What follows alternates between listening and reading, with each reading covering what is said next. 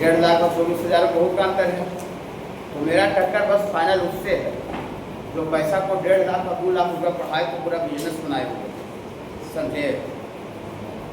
1.5 लाख 1 लाख पढ़ाने का पैसा लग सकता है वो 11-12 का, आप पढ़ा देगा भाई, हीरा मोती दे देगा, बताइए हैं। कि डेली जब जगह तो छेना रसगुल्ला देगा पार्टी, ऐसा तो है नहीं, ठीक ना। उस जगह देखते हैं कि फूल छिड़ता है, क्लास में गए फूल छिट रहा है, चंदन लगा रहा है, तो वहाँ फूल छिटवाने गया है, समझे। तो मेरा फाइनल टक्कर उससे है जहाँ पर पैसा 1.5 लाख और 2 लाख लग रहा है 11-12 का पढ़ाने के लिए। तो हम चाहते हैं कि बहुत लोएस्ट फी लेकर के और हम बच्चा को उस लाइफ क्वालिटी दें। और क्वालिटी में अगर आपको प्रॉब्लम लगता है, मैंने लगता है कि नहीं जहाँ 1.5 लाख लगता है सर सही वास्तव में क्वालिटी मिलता है सर, आपका क्वालिटी नोट्स का चाहे कॉपी का क्वालिटी पुअर है, तो आप बाबू प्लीज़ हम बोलते हैं कि आप बताइए हमको, ठीक है ना। कोई एक चैप्टर मिला करके और सामने असाइनमेंट का और ये जो क्लास में पढ़ाई होता है जहाँ भी, ठीक है ना, उसको मिलाइए एक चैप्टर में। हम भी थोड़ा देखना चाहते हैं भाई कि 1.5 लाख रुपया लेता है तो क्या पढ़ा रहा है, हम भी उस लेवल तक हर हाल में चाहे हमको जितना भी मेहनत करना पड़े, जितना भी जिस तरह का नोट्स बनाने में मेहनत करना पड़ेगा हम करेंगे, करने के लिए रेडी हैं। लेकिन आप हमको नहीं बताइएगा तो कैसे होगा, समझ रहे ना। ये सब जो छोटा मोटा ये सब क्लास उससे हमको कुछ नहीं है, जहाँ 500-600 लग रहा है, जिसका 30,000 1.5 लाख और 1 लाख में है बस उससे पढ़ा के मिलाइए। और उससे अगर नहीं मिलता है लेक्चर मिलाइए, फिर ना जो हम लेक्चर यहाँ देते हैं, लेक्चर यूट्यूब पर 2 मोबाइल खोल लीजिए, फिर ना दोनों का लेक्चर मिलाइए। अभी मेरा हो सकता है कि वीडियो का जो क्वालिटी है वो ख़राब हो सकता है, क्योंकि मेरे पास अभी उतना चमक लाइट उट का व्यवस्था नहीं है, हाई क्वालिटी का 4K PTZ कैमरा नहीं है, तो वीडियो का क्वालिटी हो सकता है, लेकिन कंटेंट आपको देखना है, ठीक ना, कि कंटेंट क्या दे रहा है, वीडियो का क्वालिटी नहीं देखना है, ठीक ना। वीडियो का क्वालिटी हम भी उसी तरह का प्रोवाइड करेंगे, है ना। मेरा भी टारगेट है उसी तरह का क्वालिटी प्रोवाइड करें, लेकिन अभी है कि स्टार्टिंग थोड़ा सा है, तो मैंने इधर स्टार्टिंग है ना, ऊपर उधर बहुत हो गया है, ठीक है। तो इसमें थोड़ा कैमरा वैमरा भी थोड़ा लगने में वक्त लगेगा, ठीक है। लेकिन कंटेंट मिलाइए, लेक्चर का क्वालिटी मिलाई, मैंने लेक्चर जो हम बहुत बात बोल रहे हैं समझाने का जो तरीका बता वो जरूर मिलाना। और आपको अच्छा लगता है तो दूसरा आदमी से बताइए, ठीक ना। आपको अच्छा लग रहा है, वास्तव में अच्छा लग रहा है यहाँ का चीज़ का सिस्टम का, तो दूसरा से शेयर कीजिए, नहीं और अच्छा लग रहा है और शेयर भी नहीं कीजिएगा तो दिक्कत नहीं है बाबू। हम कितना शेयर के लिए चलेंगे सब जगह रोड पर, और अपना मुँह मीठा भी तो नहीं करना चाहिए ना, अपना मुँह बड़ा करे तुमसे कि हम बहुत अच्छा पढ़ाते हैं, ऐसे आइए। और बच्चा बोल रहा है तो ज़्यादा विश्वास होगा कि नहीं वहाँ का बच्चा बोल रहा है, समझ रहे हो कैसा। देखिए हेलो, कल संडे वो पुराना वाला था, एक टाइम के बार टाइम वो बदलते हैं ना, तो उससे हो सकता है बच्चा को परेशानी का सामना करना पड़े। सब देखिए वो परेशानी का सामना करना पड़े बच्चा को, हम बार बार मैंने बैच बदलते हैं, इसलिए बाबू एक फिक्स टाइम कर देते हैं 5 से किए थे कि संडे को 6 बजे था, 5 से लेकर 6 बजे था रहता है। इस संडे कितना था बाबू का, इधर दीजिए नहीं था, और इधर हो गया पूरा, इधर दीजिए, इधर इन लोग दीजिए, उधर आप लोग पूरा हो गया। हाँ देखिए, तो दूसरा नोट से डिटरमिनेंट वही सब में दिखाना है जाके बाजार में, समझे। आपको क्या लगता है कि सब जगह इतना कंटेंट है, दूसरा नोट में देखिए क्या क्या कंटेंट है, क्या क्या डिटरमिनेंट है, उसका लेवल जहाँ पर 1.5 लाख का 2 लाख लेता वही सब डिफरेंट टॉपिक पढ़ाता है बाबू। क्या बाबू, हाँ रुकिए ना, नोट सब पहले देते हैं 2 क्लास पहले, नोट पिछले दिन बढ़ता है, लेकिन थोड़ा डिले हो गया, जीरोक्स तो दिया ना करने के, तो फिर तुरंत लाए भेजे नहीं लाने के लिए। हाँ वो डाउट हम तो सुन ही लिए, लेकिन जैसे बाबू कोई भी जो से नोट्स जो अगला नोट्स मिलेगा ना वो 1-2 क्लास बिफोर मिलता है फिर बाबू। हाँ देखिए, और थोड़ा सा बैच को बैलेंस कैसे किया जाता है पढ़ाई में, जैसे देखिए आज इस वीक का लास्ट क्लास है ना, फिर इसके बाद जो संडे को तो एक्स्ट्रा क्लास रहता है, संडे भी क्लास रहे, लेकिन ऐसे मेन आपका जो क्लास होगा वो मंगलवार को होगा, ट्यूजडे को। तो आपको डॉट तो है, तो डॉट तो बना ही रहे हैं, 7 तक डॉट बताए भी थे, तो डॉट बाबू आपको कुछ 2 दिन में और बनाइएगा।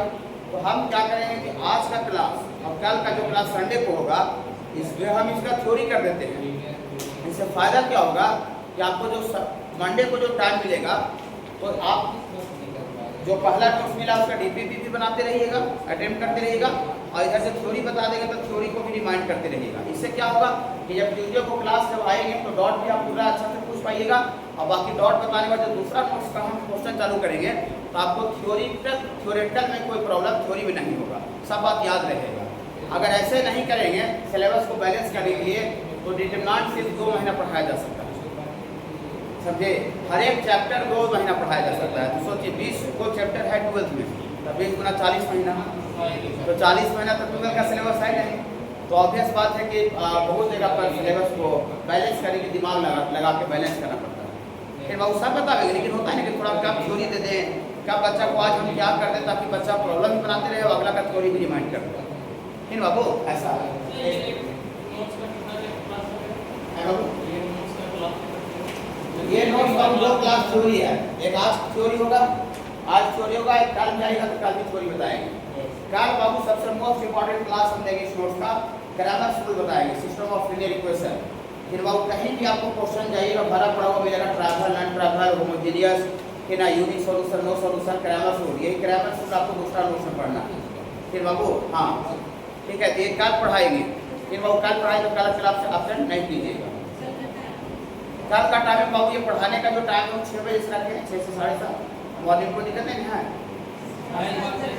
हेलो नहीं 5:30 से रखते हैं, तो 5:30 से रखेंगे कोई माने 5:40-45 तक आ जाएंगे। फिर बाबू हाँ मैंने वही 5:40-45 से मैंने आ जाएंगे, तो फिर स्टार्ट कर देंगे। 10-15 मिनट कुछ होगा नहीं, 10-15 मिनट में जो होगा उसको हम तो लेट आने के बाद मैंने रिमाइंड भी करवा सकते हैं। अब फिर वो 7:30 में छुट्टी देंगे तो फिर बूस्टर वाला क्लास में लेंगे, जेई वाला, जेई का क्लास बाबू उसमें आईआईटी का क्वेश्चन करेंगे, क्या क्वेश्चन पूछना है आईआईटी। तो इसका बाबू दो क्लास थ्योरी चलेगा, एक आज और कल। अब बाकी फिर इसका बाबू एक 8 क्लास प्रॉब्लम में लगेगा, बाकी शुरू वाला जो डीपीपी है उसका प्रॉब्लम बताएंगे जो 7 के बाद से, ठीक है। देखिए तो आज बाबू थोड़ा सा थ्योरी कर देते हैं इसका, दूसरा नोट्स का प्रॉब्लम जो है वो मंगलवार को करेंगे, ठीक है। आप लोग तब तक अटेंड करके रहेगा, छोड़िएगा ना। देखिए क्लास में मान लेते हैं कि ये डिटरमिनेंट खत्म कर दिए, ठीक है, डिटरमिनेंट 2-3 क्लास में खत्म कर दिए। तो ऐसा नहीं कि खत्म कर दिए तो आपका भी खत्म हो गया, नहीं। जब खत्म करते हैं जब आप 2 क्लास को अगला चैप्टर का थ्योरी बताते रहते हैं, तब थ्योरी बताते हैं तो उसमें तो होमवर्क रहता नहीं पूरा, तो होमवर्क जब नहीं रहता अगला चैप्टर का थ्योरी बता रहे होमवर्क नहीं है, तो होमवर्क ये खत्म होने के बावजूद भी, बैच खत्म होने के बावजूद भी होमवर्क इसी का बनाते रहना है, तब में कमांड होगा। अब 1-2 क्लास आपको टेस्ट का टाइम भी देते हैं, टेस्ट होता है 2 क्लास का टाइम मिलता है कि नहीं। देखिए 7 तक बताए थे, अब बाकी आगे नहीं बताएंगे। देखिए क्लास नोट्स 2 निकालिए,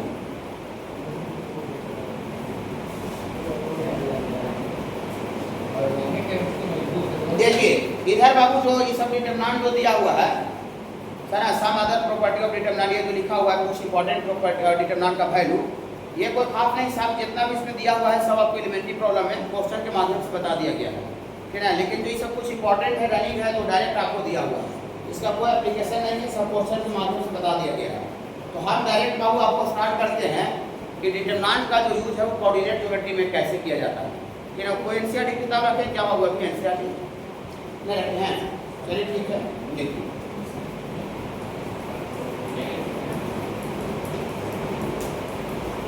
application of determinant in a coordinate geometry, application of determinant in coordinate geometry। Determinant का यूज बाबू हम लोग कोऑर्डिनेट ज्योमेट्री में कैसे करते हैं, ठीक है। ये एनसीईआरटी में सेकंड एक्सरसाइज में है, ये वाला जो अभी बता रहे हैं, 8वां प्रॉब्लम दिया हुआ है। देखिए application of determinant in coordinate geometry, ये बाबू सपोज करते हैं बाबू कोई ट्रायंगल है, कोई ट्रायंगल है बाबू ABC और इसका बाबू सारा वर्टेक्स का कोऑर्डिनेट दिया हुआ रहेगा x1 y1, और ये वर्टेक्स का कोऑर्डिनेट है बाबू x2 y2, और ये वर्टेक्स का कोऑर्डिनेट है बाबू सॉरी ये वर्टेक्स का कोऑर्डिनेट है बाबू x3 y3, ये वर्टेक्स का कोऑर्डिनेट है बाबू x3 y3। अगर ट्रायंगल का बाबू वर्टेक्स दिया हुआ है तो हम उस ट्रायंगल का बाबू एरिया निकाल सकते हैं डिटरमिनेंट का यूज करके। एरिया ऑफ ट्रायंगल तो हम ऐसे भी पढ़े हैं 1/2 into x1 into y2 minus y3 plus ऐसा पढ़े हैं, तो उसी को बाबू फार्मूला को डिटरमिनेंट के टर्म में लिख सकते हैं।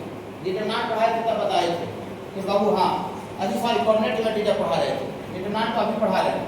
इसका बाबू हम लोग एरिया निकाल सकते हैं बाबू, area of triangle area of triangle A B C बराबर ऐसा होता है बाबू 1/2 मॉडुलस और ये डिटरमिनेंट। पहला वर्टेक्स का कोऑर्डिनेट पहला रो में लिखिए, तो पहला वर्टेक्स का कोऑर्डिनेट कितना है x1 y1, ये x1 y1 और 1 अपने तरफ से देते हैं फार्मूला को बैलेंस करने के लिए।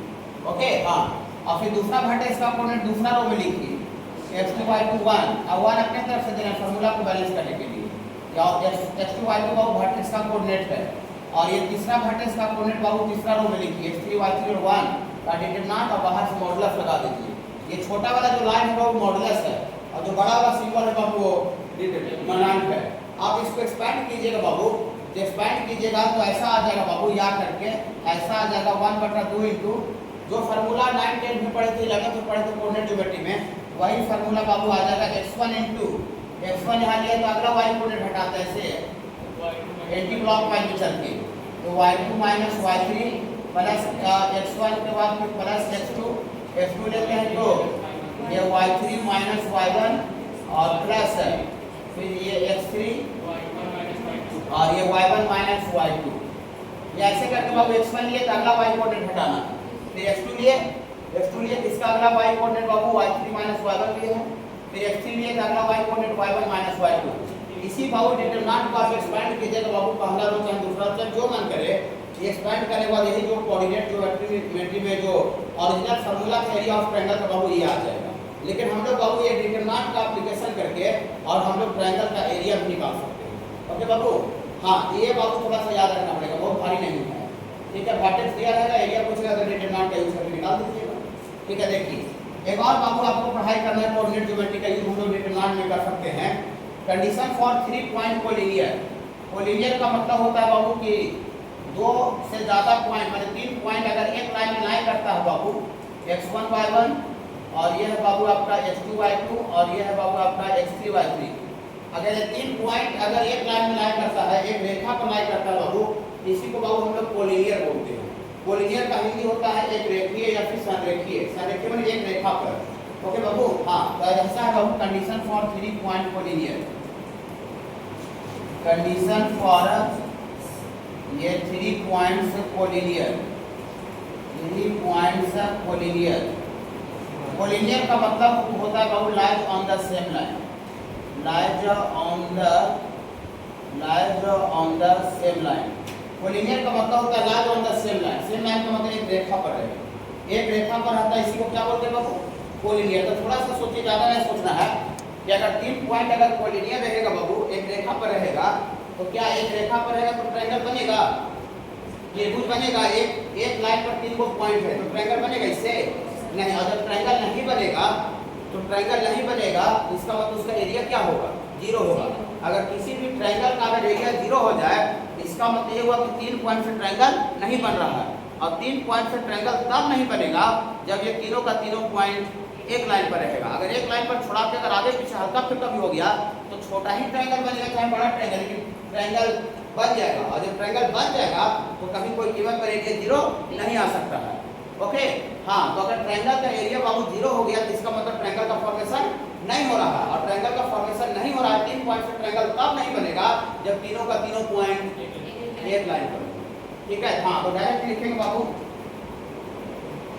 ये लिखेंगे ये कंडीशन फॉर कोलिनियर के लिए,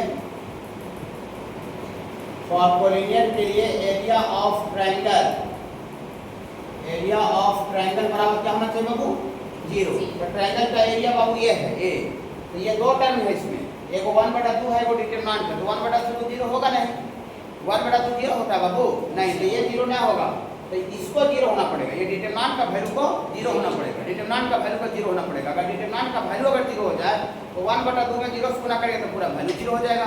ये डिटरमिनेंट का वैल्यू 0 हो जाए, इसका मतलब देयर फॉर ये डिटरमिनेंट x1 y1 1 और ये है बाबू आपका x2 y2 1 और ये है बाबू आपका x3 y3 1 और ये डिटरमिनेंट का वैल्यू बाबू आपका। अगर ये डिटरमिनेंट का वैल्यू बाबू आपको 0 हो जाए तो सीधा आप समझ जाएंगे कि ट्रायंगल का एरिया 0 आ गया। और ट्रायंगल का एरिया 0 तब आएगा जब तीनों का तीनों पॉइंट एक लाइन पर है। यही इतना ही बाबू कोऑर्डिनेट ज्योमेट्री का हम लोग एप्लीकेशन कर सकते हैं डिटरमिनेंट में, एक एरिया ऑफ ट्रायंगल निकालने के लिए और कोऑर्डिनेट चेक करने के लिए। बाकी हम लोग डिटरमिनेंट का यूज कोऑर्डिनेट ज्योमेट्री में नहीं हो सकता। यही दो चीज़ खाली पढ़ना है, इसको नोट करिए थोड़ा सा।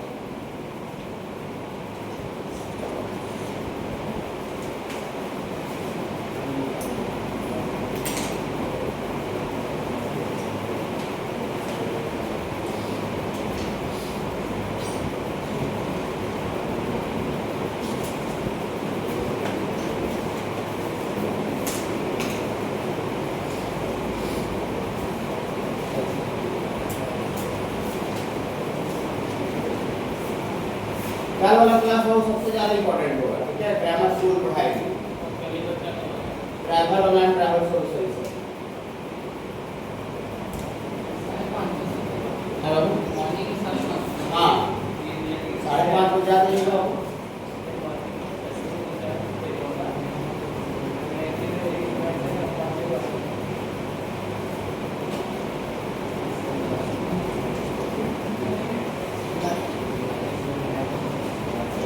ग्रुप से सारे बच्चे जुड़े हुए हैं ना? टाइमिंग मैसेज कर दीजिए। हाँ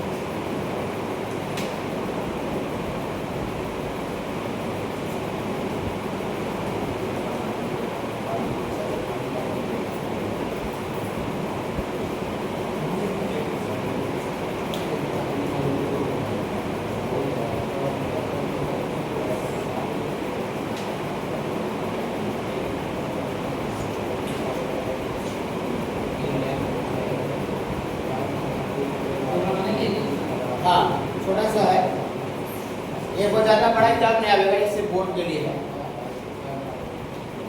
ट्रायंगल का एरिया तो खैर आधा जगह भी आता है, तो वहाँ पर हम कैसे भी निकालें उसमें कोई है नहीं, खाली बोर्ड में लिख देगा बाय यूजिंग डिटरमिनेंट।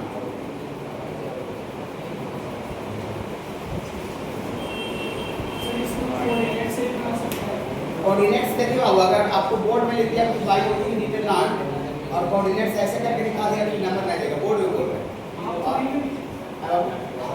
नहीं, तो आपको अभी नहीं दिए तो डिटरमिनेंट का यूज करके निकालिए। और अगर जगह कैसे भी आ जाए कैसे निकालिए, कोई दिक्कत है नहीं। आज वो डिटरमिनेंट का डिफरेंशिएशन पढ़ेंगे और डिटरमिनेंट को इंटीग्रेट कैसे करते हैं वो मेथड पढ़ेंगे। तो डिटरमिनेंट में सिग्मा लगा हुआ रहता है वो कैसे करेंगे, यहाँ तक आज करने का टारगेट है।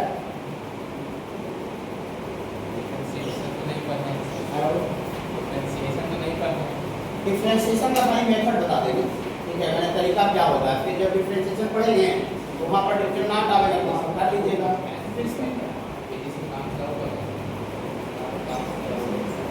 काम चलो इसमें भी है, इसमें उतना हाई लेवल करना रहता है।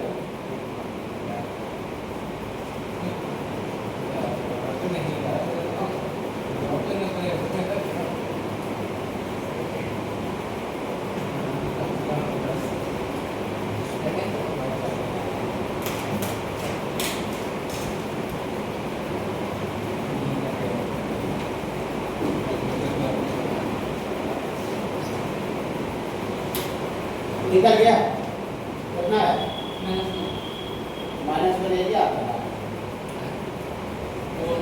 एरिया माइनस बना पता है,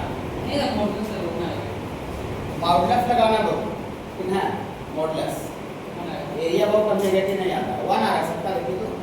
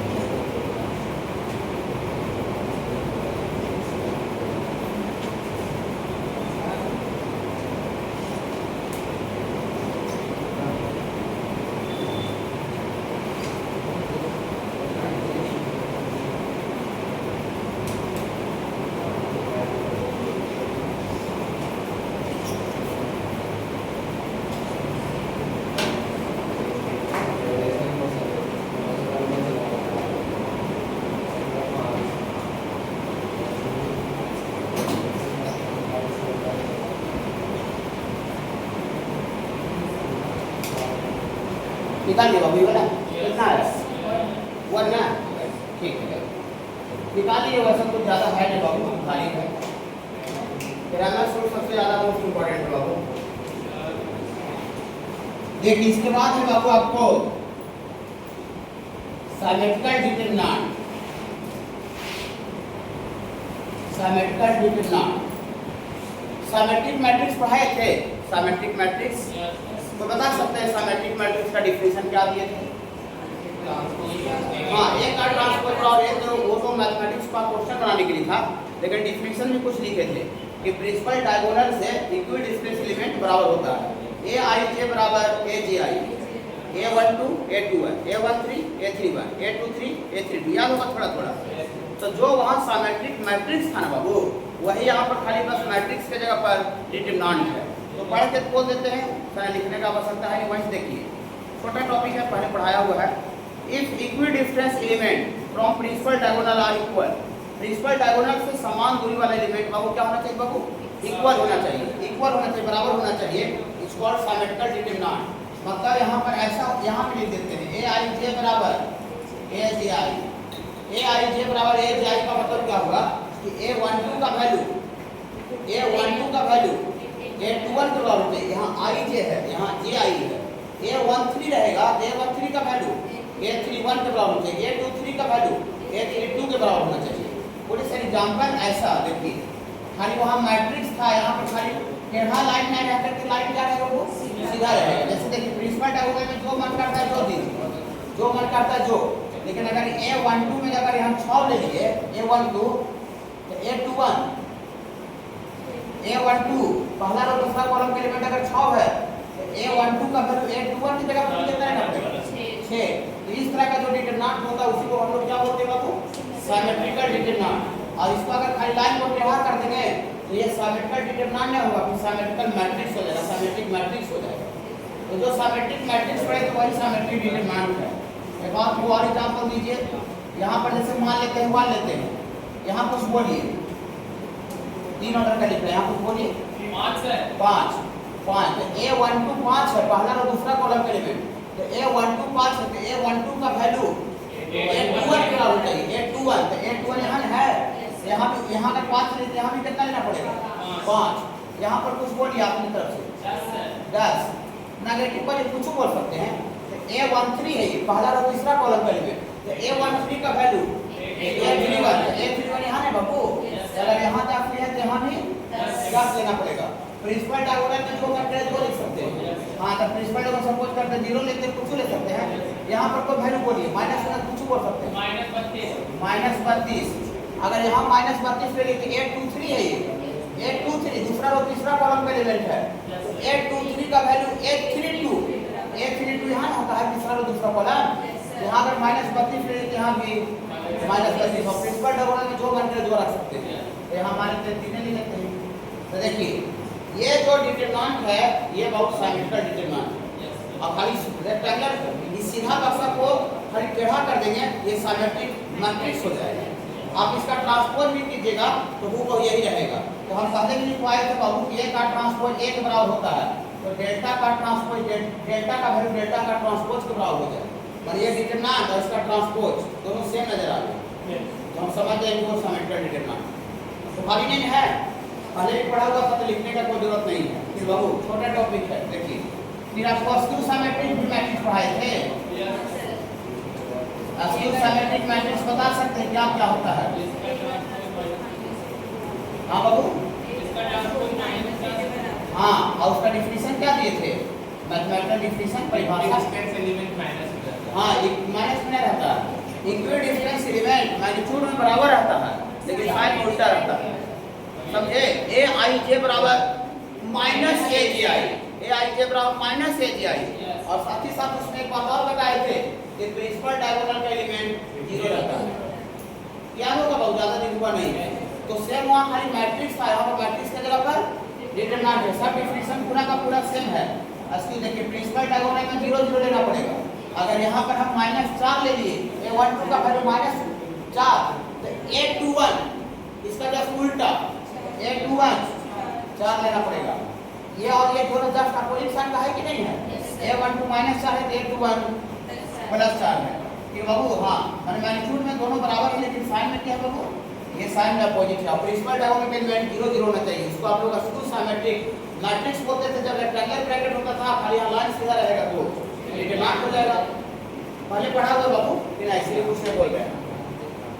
एक आध तो 3 ऑर्डर का बोलिए, आप लोग बोलिए तो 3 ऑर्डर का कोई बाकी स्क्यू सिमेट्रिक डिटरमिनेंट का एग्जांपल। हाँ ये हाँ ना, प्रिंसिपल डायगोनल एलिमेंट हर हाल में 0 होना चाहिए। जब दिमाग आप में खा लीजिए स्क्यू सिमेट्रिक मैट्रिक्स में skew symmetric determinant principal diagonal element हर हाल में बहुत 0 होना चाहिए, और इक्विडिफरेंस एलिमेंट मैग्नीट्यूड में बराबर और साइन में उल्टा होना चाहिए। तब प्रिंसिपल डायगोनल में हर हाल में क्या लेना पड़ेगा, 0। जब दिमाग में बैठा दीजिए, ठीक है बाबू। देखिए प्रिंसिपल डायगोनल में बहुत 0 0 लेना पड़ेगा, ऐसा कोई उपाय नहीं, ये डिफिनेशन है। अगर यहाँ पर कुछ बोलिए 11, अगर यहाँ पर हम 11 बोलते हैं तो यहाँ बोलिए है ना, A12 का वैल्यू माइनस ऑफ A21 के बराबर है। मैग्नीट्यूड में बराबर है 11 माइनस 11, लेकिन साइन में जस्ट अपोजिट है, विपरीत है। यहाँ पर कुछ बोलिए अब बाबू 7 यहाँ पर कितना लेना पड़ेगा, -7। ओके बाबू, चलिए यहाँ पर कितना कुछ बोलिए -21। A23 अगर -21 लिए A32 इसका जस्ट उल्टा 21। ये इस तरह का बाबू डिटरमिनेंट रहेगा, ये बाबू आपका स्क्यू सिमेट्रिक डिटरमिनेंट कहलाएगा। तो सेम मैट्रिक्स वाली डेफिनेशन है, और यहाँ पर रेक्टेंगुलर ब्रैकेट में होकर के लाइन सीधा है, ये डिटरमिनेंट कहा जा रहा है। तो नया नहीं है बाबू, नया नहीं है, लेकिन देखिए नोट में एक बात लिखा हुआ है, नोट वाला बात इंपॉर्टेंट कर दीजिए पेन से, इंपॉर्टेंट नोट वाला पेन से IFT लिख दीजिए। वहाँ पर नोट में क्या लिखा हुआ है सर, कि value of odd order skew symmetric determinant, odd order का स्क्यू सिमेट्रिक डिटरमिनेंट का जो वैल्यू होता है वो 0 होता है। ऑड ऑर्डर स्क्यू सिमेट्रिक का डिटरमिनेंट का वैल्यू, ऑड ऑर्डर का मतलब होता है 3 ऑर्डर, 5 ऑर्डर, 7 ऑर्डर इसम, उसका वैल्यू 0 आएगा। और इवन ऑर्डर का जो स्क्यू सिमेट्रिक डिटरमिनेंट होता है उसका वैल्यू स्क्वायर फॉर्म में होता है, माने जब भी आएगा तो वर्ग के रूप में रहेगा। 16 को 4 का स्क्वायर, 25 5 का स्क्वायर, ऐसे स्क्वायर फॉर्म में लिख सकते हैं उसको इवन ऑर्डर का। फिर बाबू एक अदर जगह यहाँ पर क्वेश्चन है दी है, अदर जगह किताब में आर्य शर्मा या फिर दूसरी का किताब निकाली आर्य शर्मा, तो वहाँ पर एक क्वेश्चन ऐसा रहता है, ऐसा है कि नहीं, ये क्वेश्चन इंपॉर्टेंट है, क्योंकि ऑब्जेक्टिव आगे तब था जो खड़े देखिए फाइंड द वैल्यू ऑफ देखिए ऐसा डेल्टा बराबर 0, यहाँ पर ऐसे दे -729, और यहाँ पर बाबू दे है आपको, यहाँ पर दे है बाबू 4008, और यहाँ पर है बाबू आपका 729, और यहाँ पर है बाबू 0, और यहाँ पर है बाबू -4008, और यहाँ पर बाबू है आपको 551, माइनस में बाबू 551, और यहाँ बाबू है 551 और ये 0। तो इसका वैल्यू निकालना है, ऐसा रहता है। देखिए अब बच्चा मान लीजिए वो प्रॉपर्टी आपके नहीं करके गया, बहुत से बच्चा कंफ्यूज कर जाता है क्वेश्चन ऑब्जेक्टिव में। हाँ अभी तो आप पूरा थ्योरी पढ़ा रहे हैं, इसलिए सारे बच्चे बोल दे रहे हैं, लेकिन सोचेगा इसमें तो कोई 0 0 कहीं आगे में नहीं। स्पैन कटेगा पहला रो के लो, ये खत्म 0 गुना 0 0, और देखिए 551 से गुना, कितना बड़ा बात है, बहुत बड़ा बात। प्लस हुआ माइनस, ये खत्म ये खत्म, ये खत्म, फिर देखिए 4008 में 4008 से गुना हो, देख रहे हैं 4008 गुना 4008। समझ में आ रहा है कि यदि एक्सपेंड करने से बात नहीं बनेगा। ये आपको जो है वो ऑड ऑर्डर का स्क्यू सिमेट्रिक डिटरमिनेंट है, 3 ऑर्डर का, तो 3 ऑड नंबर है कि इवन ऑड नंबर है, ऑड ना, हाँ ये ऑड ऑर्डर का स्क्यू सिमेट्रिक डिटरमिनेंट है। इतना लिखेंगे, इतना is 3 order skew symmetric determinant, 3 order skew symmetric determinant, 3 order skew symmetric determinant है। 3 ऑर्डर का स्क्यू सिमेट्रिक डिटरमिनेंट है। 3 ऑर्डर का मतलब ऑड, यहाँ लिख देते हैं 3 ऑर्डर का मतलब बाबू ऑड ऑर्डर, 3 ऑर्डर का है चाहे 5 ऑर्डर का रहे, फिर ऑड ऑर्डर का स्क्यू सिमेट्रिक का डिटरमिनेंट है बाबू, इसका मतलब दिया है डायरेक्ट डेल्टा बराबर 0 लिखेंगे, ये प्रॉपर्टी से ऑब्जेक्टिव में सब्जेक्टिव में कैसे देगा, पागल है देने वाला, ठीक ना। देखिए ये जो क्वेश्चन है, बहुत सा जो क्वेश्चन होता है सिर्फ और सिर्फ ऑब्जेक्टिव पूछता है, और जो लॉजिक अप्लाई होता है सिर्फ ऑब्जेक्टिव के लिए होता है। सर बाबू हाँ, तो ये जो लॉजिक जो अप्लाई होगा नोटेबल पॉइंट वाला, ये आपको ऑब्जेक्टिव में क्वेश्चन पूछा जाएगा, सब्जेक्टिव में क्वेश्चन नहीं पूछा जाएगा। कहा क्वेश्चन पूछने वाला पागल तो नहीं रहता है, फिर बाबू कैसी जो मन बुझाया जो बच्चा को पहले दे दिया, नहीं वैसा नहीं। बिहार बोर्ड में, बिहार बोर्ड का पावर लेवल नहीं है 12 का, कि ना बिहार बोर्ड तो थोड़ा सा सीबीएसई का थोड़ा कोई काम कहेगा तो बात तो चलेगा। बिहार बोर्ड का तो कोई लेवल ही नहीं, बिहार बोर्ड का कोई लेवल नहीं। सीबीएसई वाले जो बच्चे सीबीएसई बोर्ड से देंगे उनको थोड़ा पढ़ाई बाबू अच्छा से करना पड़ेगा। हाँ तो ये क्वेश्चन सीबीएसई भी सब्जेक्टिव नहीं देगा आपको। हार्ड देने का मतलब ऐसा थोड़ी टाइम बेगारी करवाना थोड़ी होता है। हार्ड देने का मतलब, हाँ हार्ड देने का मतलब कंसेप्चुअल क्वेश्चन होता है, ये नहीं कि हार्ड देने का मतलब आपको 551 से गुना चेक करा है 12th में, 4008 से 4008 गुना चेक करा है, 4008 से गुना 12th का बच्चा को चेक किया जाएगा नहीं। तो हार्ड का मतलब होता है जो क्वेश्चन आ रहा है कंसेप्चुअल है, ये नहीं कि कैलकुलेटिव नहीं है, लेंदी नहीं है, टाइम पास नहीं है। हाँ ये बिहार बोर्ड में स्टूडेंट में जब क्लास टॉप करती तो उसे कंसीडर करता था, बॉयज टॉप में तो नहीं होता था, बॉयज टॉप में नहीं होता था, हां इसी में सीबीएसई का कमीज दिखा दे। देखिए बॉयज टॉपर को इसलिए मिलता है बाबू कि ना कि लड़की लोग को थोड़ा सा मोटिवेट मतलब करना सरकार को ये एम है कि थोड़ा सा कुछ मोटिवेट करे आगे बढ़ाने के लिए सोसाइटी को, कि ना चाहे कि लड़की लोग जैसे ज़्यादातर जो फैमिली होते हैं जो बच्चे बिहार बोर्ड से स्कूल पढ़ते हैं उनके फादर मदर जागरूक नहीं रहते हैं। देखिए जो बच्चा बिहार बोर्ड से पढ़ रहा है मैक्सिमम कुछ को छोड़ के उसका फादर मदर जागरूक नहीं है, मतलब खुद नहीं बहुत पढ़े हुए रहते हैं। अगर नहीं वो उस तरह का मोटिवेशन कुछ देगा कि ना नहीं कुछ प्राइवेट फैसिलिटी देगा तो फिर उसका लड़की पूरा 12th पास करेगी, ग्रेजुएशन से करते करते शादी ब्याह का बात चले जाएगा। और वैसा थोड़ा सा एक को देता है तो सोसाइटी में 100 को मैसेज आता है, और 10 को दे रहा है तो सोसाइटी में लाख का मैसेज आ रहा है। उससे थोड़ा सा गर्ल्स इंप्रूवमेंट होता है एजुकेशन शिक्षा में। और एक अगर बेटी पढ़ती है तो पूरा घर को शिक्षित कर देगा, नहीं एक अगर जैसे मान लीजिए घर की बेटी पढ़ गई तो पूरा परिवार को क्या कर देगी, पूरा जनरेशन बदल जाता है ना आगे, इसीलिए वैसा करता है। ये ऑल ऑर्डर का समझिए ना जीरो। अभी तो लड़की लोग को बहुत सा पढ़ाने नहीं लगा है, 15-20 साल पहले सिचुएशन बहुत खराब था।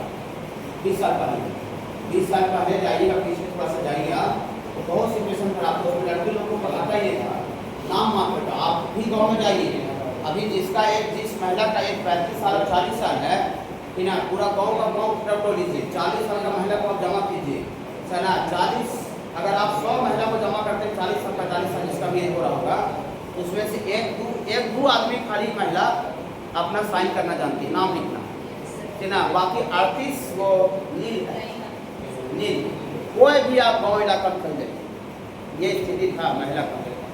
अभी इधर इम्प्रूवमेंट हो रहा है, कोई इम्प्रूवमेंट सरकार का कदम से ही होता है। अब कोई आदमी में इतना पावर, आदमी भी पावर होता है लेकिन वो आदमी में पावर बहुत कम होता है, उतना आदमी को भगवान शक्ति देगा तब ना होगा। जैसे मान लेते हैं कि अब हमको उतना शक्ति दे दे, उतना पैसा कौड़ी दे दे तो हम कुछ कर सकते हैं नहीं, और मान लेते हैं तो आदमी को उतना शक्ति बहुत कम आदमी को मिलता है ना। खान सा जैसे है जिसको उतना भगवान शक्ति दिया तो बहुत कुछ परफनरी भी कर रहा है, लेकिन सरकार का काम कर रहा है, लेकिन आदमी के बस के बाद में नहीं होता है। अब गया देखिए बहुत सा आदमी करोड़पति होगा लेकिन फिर भी वो इस तरह का वर्क इतना लेवल का उसके हाथ में नहीं रखता है, वो सीधा सरकार गवर्नमेंट के हाथ में रखता है। नहीं पूरा सिस्टम उसी के हाथ में है तो एक आदमी कैसे कर सकता है, समझे। 500 1000 2000 करोड़ आवेगा कोई आदमी पास तब ना कुछ कर पाएगा। अब ऐसा क्या आदमी के पास आता है 2000 करोड़ 3000 करोड़, कुछ के काम हो कि ना। ये समझ गए ना बाबू, कंजुगेट ऑफ मैट्रिक्स पढ़ाए थे।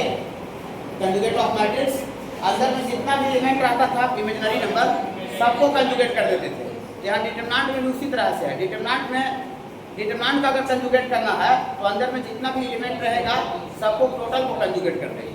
ये हटा देते हैं आगे बढ़ जाते हैं, ये सब बहुत ज़्यादा इंपॉर्टेंट नहीं है। देखिए आप एक्सपीरियंस टीचर जगह जाइएगा, उसको सब पता रहता है कि कौन सा चीज़ कहाँ पर क्या इंपॉर्टेंट है कि नहीं है। ये नहीं कि तुम सबको बराबर तक पढ़ा रहे, पूरा टाइम दे रहा, बच्चा फिर देखा कर ये चीज़ से क्वेश्चन ही नहीं आया और सर तो 4 क्लास से पढ़ाए थे। अब आप बोल रहे हैं कि यहाँ ग्रामर रूल है, ट्रैवल एंड ट्रैवल, इसको पूरा टाइम देके क्वेश्चन के साथ पूरा बताएंगे। लेकिन ये टॉपिक भी जानना हो सकता है रेयर केस में आपको वैसा कुछ एक आध जगह एग्जाम देने जाइए, पूछ दे, अब नहीं पढ़ा हुआ रहेगा पूरा का पूरा छूट जाएगा। ठीक है बाबू, देखिए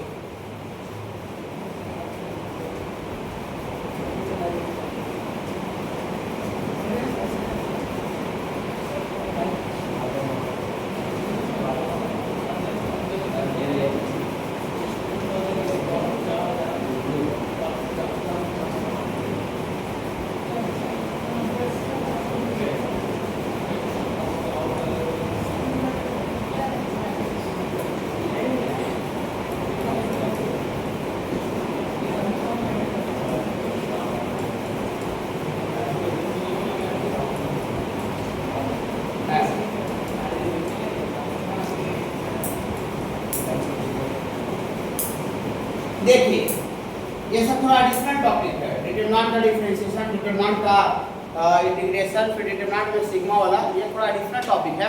एडिशनल टॉपिक का मतलब ये हुआ कि कुछ सेलेक्टेड एग्जाम आप देने जाइएगा, जैसे एडवांस का एग्जाम, फिर बाबू मेंस का एग्जाम, सीयूटी का एग्जाम, ओलंपियाड का एग्जाम, तब जाके सेलेक्टेड टॉपिक आ सकता है। बाकी ग्रामर से सब है, ये सब जनरल टॉपिक है। अभी हम लोग पहला नोट्स में जितना पढ़ रहे थे ये पूरा कॉमन टॉपिक है, मैंने सारे सबके लिए। लेकिन ये जैसे डिफरेंशिएशन, इंटीग्रेशन, सिग्मा इस वाला कुछ सेलेक्टेड टॉपिक एग्जाम में आपको आएगा। ठीक है बाबू, हाँ देखिए डिफरेंशिएशन ऑफ डिटरमिनेंट, डिटरमिनेंट को डिफरेंशिएट कैसे करते हैं। तो बाबू अभी तो हम मैथ में डिफरेंशिएशन पढ़े नहीं हैं, डिफरेंशिएशन कैलकुलस से पढ़ना है। लेकिन बाबू डिफरेंशिएशन हम नहीं पढ़े हैं, लेकिन डिफरेंशिएशन आप थोड़ा मोड़ा फिजिक्स में पढ़े होंगे।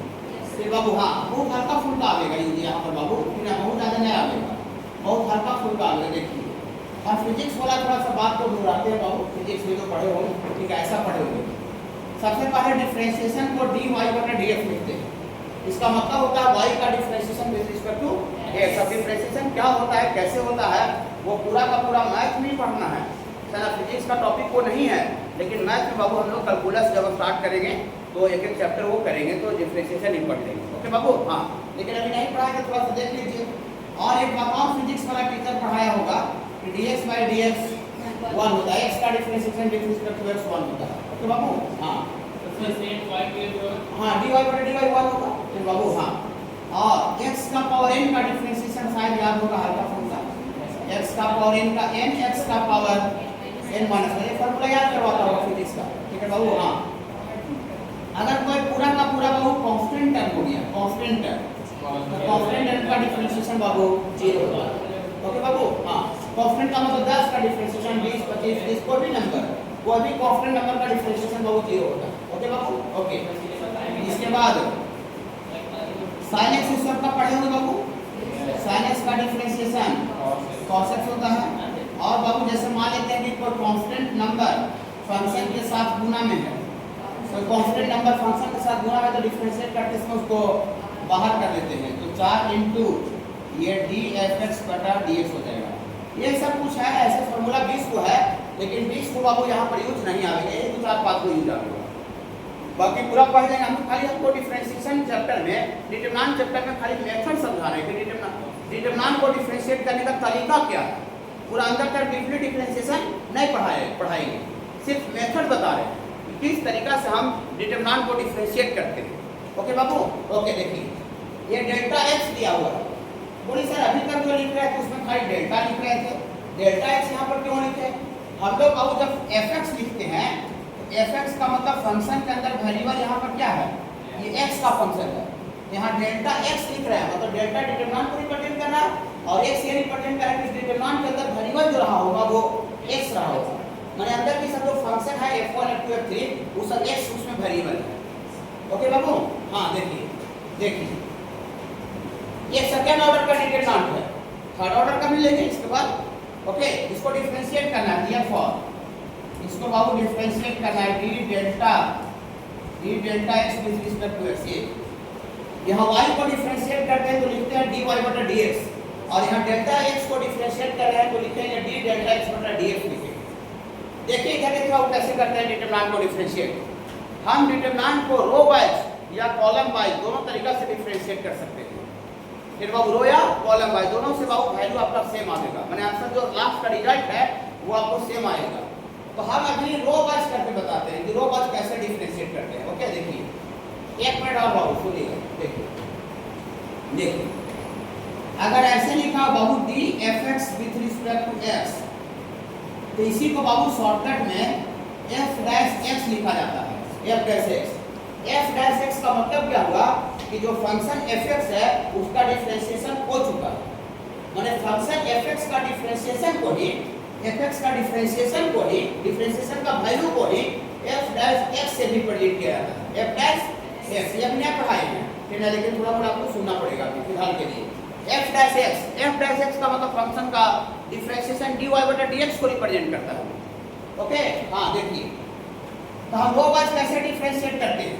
पहले रो में क्या है f1x और यहाँ f2x, तो रो वाइज डिफरेंशिएट करेंगे तो अगर पहला रो को डिफरेंशिएट कर दीजिए, फर्स्ट रो को कर दीजिए डिफरेंशिएट, तो फर्स्ट रो को डिफरेंशिएट करेंगे यहाँ f1 डैश का मतलब कि f1x का डिफरेंशिएशन हो चुका है। फिर इसका डिफरेंशिएशन f2 डैश x, पहला रो को कर दिए। देखिए डैश लगाने का मतलब उसका डिफरेंशिएशन हो चुका है, डैश लगाने का मतलब उसका डिफरेंशिएशन हो चुका है। ये वाला भी थोड़ा साइड में लिख लीजिएगा लेते समय अभी बिना। हाँ देखिए अब जब पहला रो को कर दिए डिफरेंशिएशन तो दूसरा रो में कोई छेड़खानी नहीं करना है, दूसरा रो को हूबहू लिखना है। हूबहू उतारिए, तो हूबहू उतारिएगा तो यहाँ g1x और यहाँ हूबहू उतारिएगा तो g2x। अब इसे प्लस का साइन दीजिए। ठीक बाबू हाँ, यहाँ पहला रो को डिफरेंशिएट किए तो दूसरा रो को हूबहू उतारे।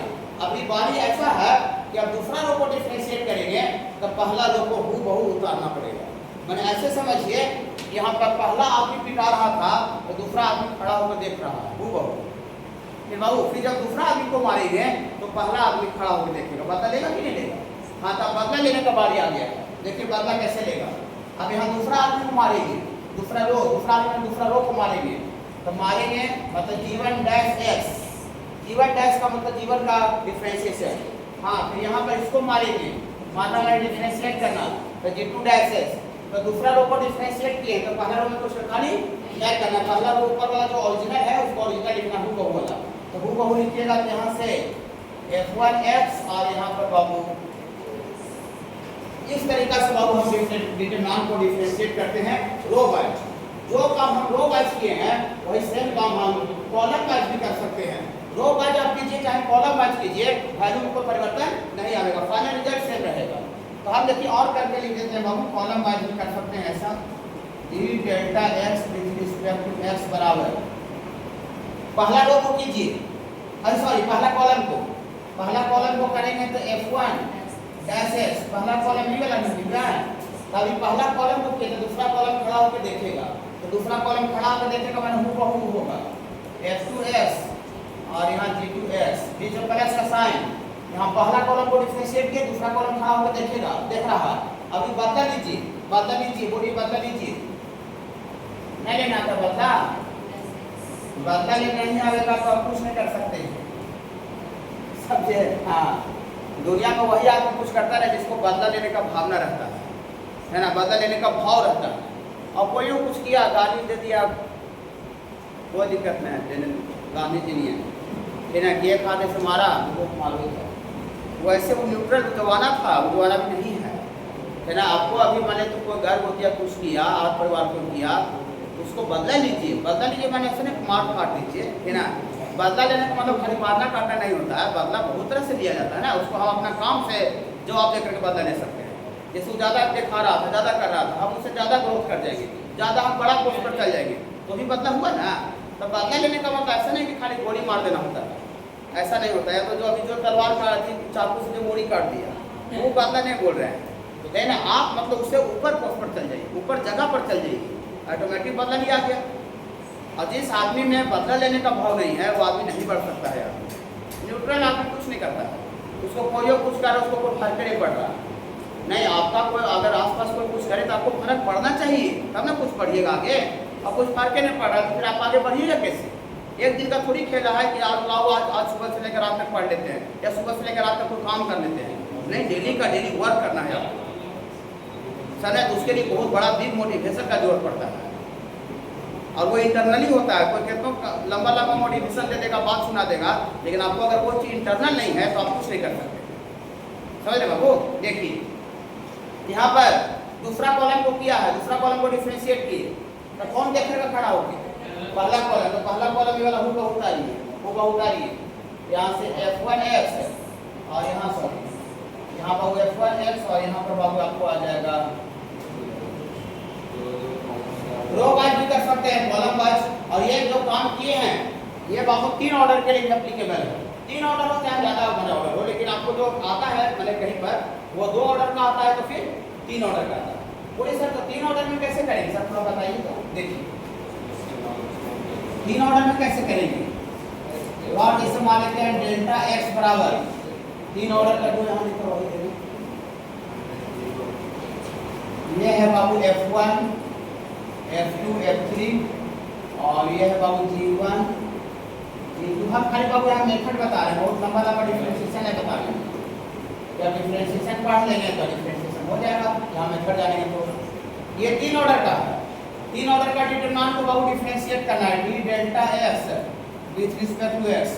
तो 3 ऑर्डर में भी एक बार में एक ही रो होता है, एक बार में कितना रो होगा बाबू? एक रो या एक कॉलम। तो पहला ही से चालू कीजिए, पहला रो। तो पहला रो को करेंगे कि F1 पहले से लिखा था, लेकिन हम डैश लिख देंगे ना, तो डैश का मतलब F1 का डिफरेंशिएशन हो चुका था। हाँ, और फिर F2 डैश और F3 डैश, पहला रो को डिफरेंशिएट कर दिए तो दूसरा तीसरा को चेंजिंग नहीं करें, दूसरा तीसरा होगा उतारिए G1 G2 G3 H1 H2 और H3 बीच में पहले से साइन दीजिए। अभी बोली तो पहला रो हुआ कि दूसरा रो करेंगे, तो दूसरा रो करेंगे तो G1 डैश G2 डैश और ये G3 डैश। दूसरा रो को किया तो पहला तीसरा से बदला लेगा, तो बदला लेगा तो F1 F2 F3 और यहाँ H1 H2 H3 प्लस पहला रो भी हो गया, दूसरा रो अभी तीसरा का नंबर है बाबू H1 dash H2 dash H3 dash, फिर पहला दूसरा से F1 F2 F3 और यहाँ G1 G2 और ये G3। ये तरीका से बाबू डिफरेंशिएट होता है। खाली हम मेथड पकड़िए ना, मेथड बाकी डिफरेंशिएशन पूरा पढ़ेंगे, पूरा कर देंगे। तो यहाँ डिटरमिनेंट को डिफरेंशिएट करने का मेथड पकड़िए फिर बाबू। हाँ बाबू, इसके बाद इसका जो आएगा ना इसका वैल्यू निकालना पड़ेगा। फिर इसका पूरा जो क्वेश्चन बता रहे हैं, फिर इसका वैल्यू, इसका तीनों वैल्यू जोड़ना पड़ेगा तब फाइनल वैल्यू आएगा। देखिए ये क्वेश्चन यहाँ पर लिखिए क्या करें इसको डिफरेंशिएट करेंगे। जैसे F1 डैश लिखे ना तो फंक्शन में अंदर जब जो क्वेश्चन में रहेगा तो फंक्शन उसको डिफरेंशिएट करके लिखेंगे। देखिए जो पूरा बता रही है, यहाँ पर 3 देखिए है राइट साइड में, राइट साइड में इसको नहीं लिखिए, लिखा हुआ है आपने का कोड जो इम्पोर्टेंट मीटिंग देखिए यहाँ पर 3 है बाबू राइट साइड में। देखिए ये डेल्टा बराबर खाली मेथड जान जाइए x का स्क्वायर x का पावर 3 और यहाँ 1 2x और ये बाबू 3x स्क्वायर और ये 0 2 और ये 6x। और आपको फाइंड करना है बाबू find d delta with respect to x, ऐसा निकालना है। डेल्टा में इसको डिफरेंशिएट करना है x के रिस्पेक्ट में। ओके बाबू, देखिए यहाँ से बाबू d delta with respect to x row wise कीजिए, पहला रो को कीजिए। यहाँ देखिए dx का x का differential with respect to x 1 होता है। यहाँ पर जो हम F1 डैश लिख रहे थे, हम डैश f नहीं देंगे, उसका डायरेक्ट डिफरेंशिएट करके वैल्यू लिखेंगे। ये F1 डैश रिप्रेजेंट कर रहा था कि F1 का डिफरेंशिएशन कर रहे हैं, हो रहा था, और उसका डिफरेंशिएशन का वैल्यू लिख रहे हैं। तो x का differentiation with respect to x यहाँ देखिएगा 1। हाँ, जिसका डिफरेंशिएट करेंगे तो 1 x स्क्वायर होता है x का क्यूब, इसका डिफरेंशिएशन इस फॉर्मूला पढ़ेंगे x का पावर n n करेगा तो 2 3 4 5 6 कुछ भी रह सकता है, क्या होता है बोलिए nx का पावर n माइनस 1 n करेगा तो वहाँ 2 है तो 2x का पावर 2 माइनस 1 तो 2 माइनस 1 तो पावर 1 हो जाएगा। तो खाली इसका वैल्यू कितना लिखा जाएगा वो 2x, फॉर्मूला सीधा है। ठीक है, एक्स क्यू का डिफरेंशिएशन, हाँ एक्स क्यू का डिफरेंशिएशन 3x का स्क्वायर। अब पहला रो को हम डिफरेंशिएट कर दिए तो दूसरा और तीसरा रो को सेम लिखेंगे, वो मजबूरी है मेरा।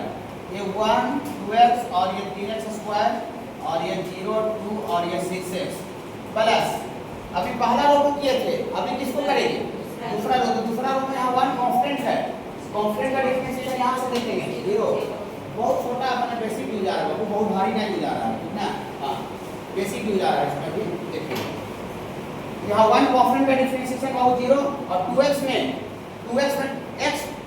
x के साथ 2 जो है वो गुना में है, इसको डिफरेंशिएट करेंगे 2x को। तो देखिए वेरिएबल के साथ कांस्टेंट गुना में रहता है, हम बोल रहे थे वेरिएबल के साथ कांस्टेंट गुना में रहता है तो कांस्टेंट को बाहर कर लेते हैं कि 2x जो है वो 2 बाहर हो जाएगा, अब बाहर हो जाएगा तो अंदर में भाई dx और dx से कितना आ जाएगा वो 1, तो 2 × 1 2 आ जाएगा। तो 2x का डिफरेंशिएशन कितना हो जाएगा, तो थोड़ा सा दिक्कत अगर हो रहा होगा तो इसलिए हो रहा होगा क्योंकि डिफरेंशिएशन हम पढ़ाई नहीं है, हम खाली डिटरमिनेंट को डिफरेंशिएट करने का मेथड बता रहे हैं। ओके बाबू, उसके बाद इंटीग्रेशन का मेथड बताएंगे और फिर ये समेशन कैसे करते हैं वो बताएंगे। चलिए यहाँ पर डिफरेंशिएशन कितना आएगा 3x स्क्वायर का, 3 कांस्टेंट बाहर हो जाएगा और x स्क्वायर का डिफरेंशिएशन 2x हो जाएगा, तो 3 दूनी 6x। तो दूसरा रो को यहाँ पर कर चुके हैं, तो दूसरा रो को कर देते पहला तीसरा को चेंज नहीं करना है, तो पहला तीसरा हो और लिखिए x का स्क्वायर x क्यूब, तीसरा भी 0 2 और 6x प्लस पहला रो को भी कर दिए दूसरा रो को भी कर दिए, आगे बोलिए और सोचिए थर्ड रो तो 0 भी कांस्टेंट है, तो कांस्टेंट का डिफरेंशिएशन 0, 2 भी कांस्टेंट है ये भी 0 और 6x का 6 खाली लिखेंगे, 6 बाहर हो जाएगा dx by dx 1 हो जाएगा। यहाँ 6x का कितना लिखेंगे बाबू 6, पहला दूसरा सेम, तो x का स्क्वायर x का क्यूब और ये 1 2x और ये 3x स्क्वायर, ऐसा हो गया। अब बहुत सा बच्चा को ऊपर थ्योरी देखा था तो थ्योरी देख करके डर लग गया था क्या यार यहाँ तो 3 डिटरमिनेंट का वैल्यू निकालना पड़ेगा, नहीं ऐसा यहाँ पर सेटिंग रहता है जो कि आपको कैलकुलेशन बहुत कमाते चल जाएगा, कमते चल जाएगा। देखिए अब इसका डिटरमिनेंट करके वैल्यू निकालना है, नहीं पहला रो और दूसरा रो दोनों आइडेंटिकल है, पहला रो 1 2x 3x स्क्वायर और दूसरा रो में 1 2x 3x स्क्वायर, तो दो कॉलम या दो रो आइडेंटिकल होता है तो डिटरमिनेंट का वैल्यू 0 होता है, समझे बाबू।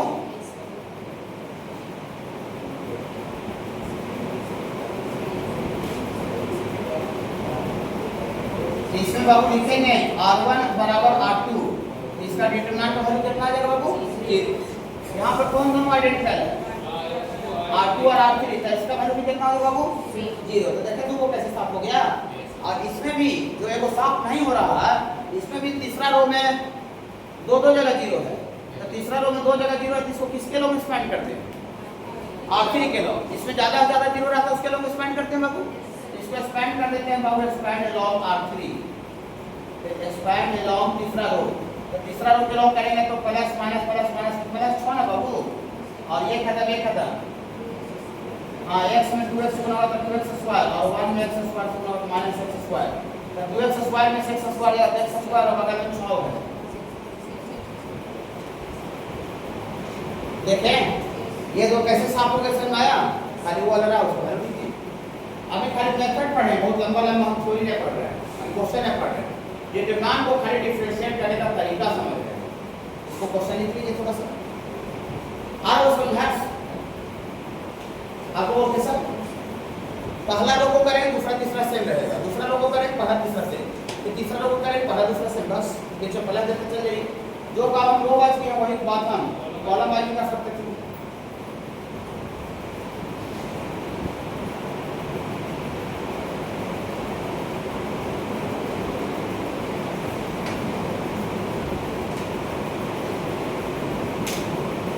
तो क्लास में कोई कीमत पर एफर्ट नहीं कीजिएगा, इसमें 5 स्टार है, 5 star. System of living question homogeneous ग्रामरफुल ट्रैवल ऑनलाइन ट्रैवल सॉल्यूशन, आप चाहे जहाँ चल जाइए जहाँ देख लीजिए सब जगह इसी जगह से क्वेश्चन भरा हुआ मिलेगा, तो आप पूरा भर करके आप देखिए जो इम्पोर्टेंट है उसके बारे में बोल रहे हैं, ये कि जो पढ़ाते हैं सबको उसे बोलते नहीं, उसे कैसे बोलिए। जो थोड़ा कम इम्पोर्टेंट उसको थोड़ा सा स्मूथली पढ़ा रहे हैं बाबू। इम्पोर्टेंट है वहाँ पर टाइम देकर बताएंगे।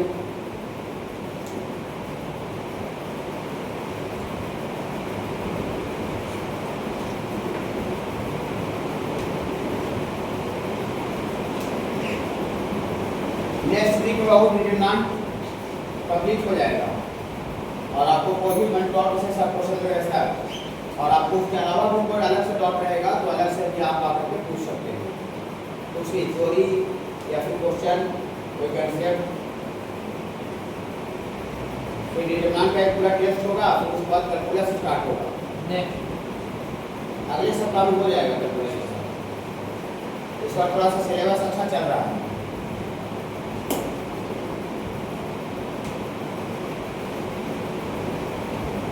हर बार कैलकुलस स्टार्ट होकर तो सीधा 25 मई और 1 जून आ जाता था।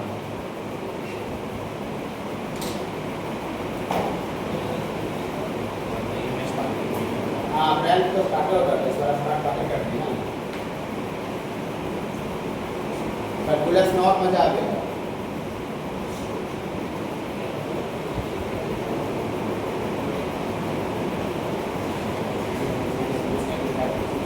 ये फार्मूला भी बाबू ने थोड़ा सा लिख लीजिए साइड में, है ना। इसके इसी का थोड़ा सा बेसिक यूज हो रहा है, ज़्यादा यहाँ एडवांस यूज नहीं हो रहा।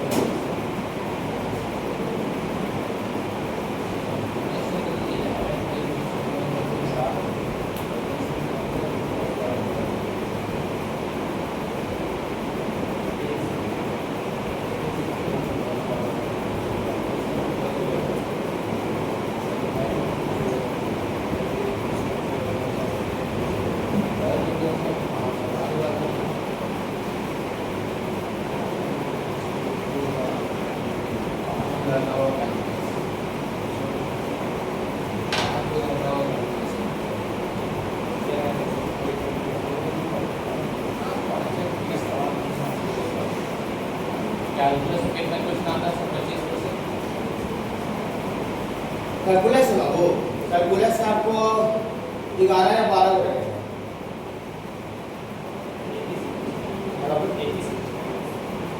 हाँ, एक पेपर 9 से लेकर 11 तक, विजुअल 9, मैथ्स 11। बहुत बड़ा क्वेश्चन है, बहुत बड़ा क्वेश्चन है। बोर्ड में पहले आपका 44 मार्क्स 44%, और किसी भी एग्जाम में गारंटी 40%, गारंटी 40%। एनडीए का एग्जाम में जाइए बाबू, अगर वहाँ आपका 120 क्वेश्चन आ रहा है तो 120 में सीधा 60-65 सीधा आधा ही समझिए क्वेश्चन कैलकुलस है। बहुत बड़ा क्वेश्चन है ना कैलकुलस।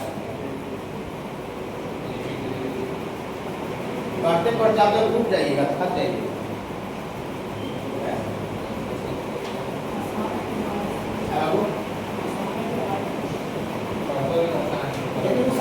मेहनत के पर डिपेंड करता है बहुत। जैसे आपको बहुत मेहनत कर रहा है तो आसान लग रहा है, आपको मान लीजिए मेहनत नहीं कर रहा है तो फिर दुनिया का कोई कुछ आसान लगेगा।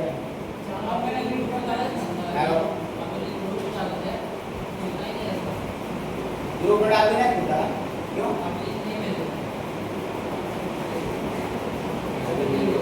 ग्रुप में डालने से नहीं खुलता वहाँ से वीडियो।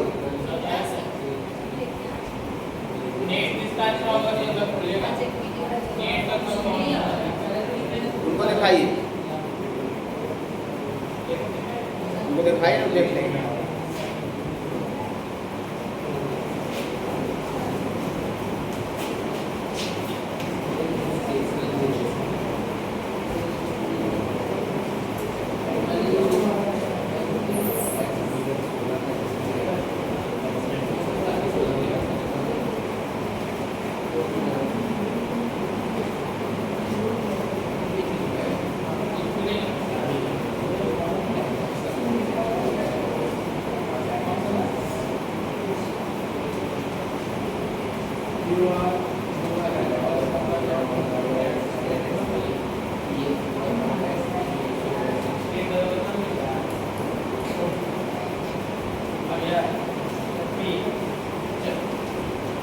खुला ऐसा ये जब आप किसी को ऐड करते हैं ना तो वहाँ का ऑप्शन आता है कि ये आपके कांटेक्ट में नहीं है, के द्वारा ऐड होना चाहते हैं कि नहीं होना चाहते।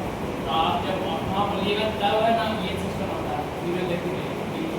ओके किया ही नहीं था, ओके किए हो गए कुछ नहीं, ये परमिशन लेता है, परमिशन लेता है।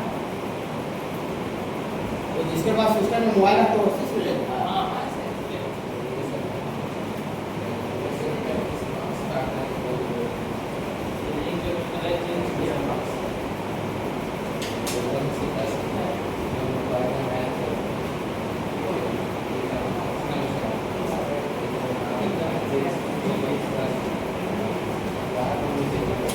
देखिए बाबू यहाँ पर सीधा देखिए डिफरेंशिएशन समझ गए बाबू नाश्ता देखिए।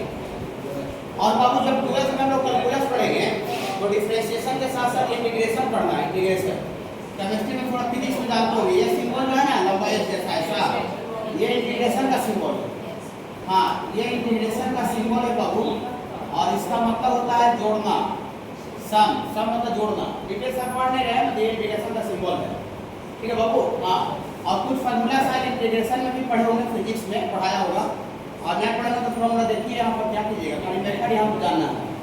तो x का इंटीग्रेशन अगर रहेगा x का पावर n का, x का पावर n का integration with respect to x, क्या नहीं वहाँ देखिए x का पावर n का integration with respect to x बता सकते हैं क्या?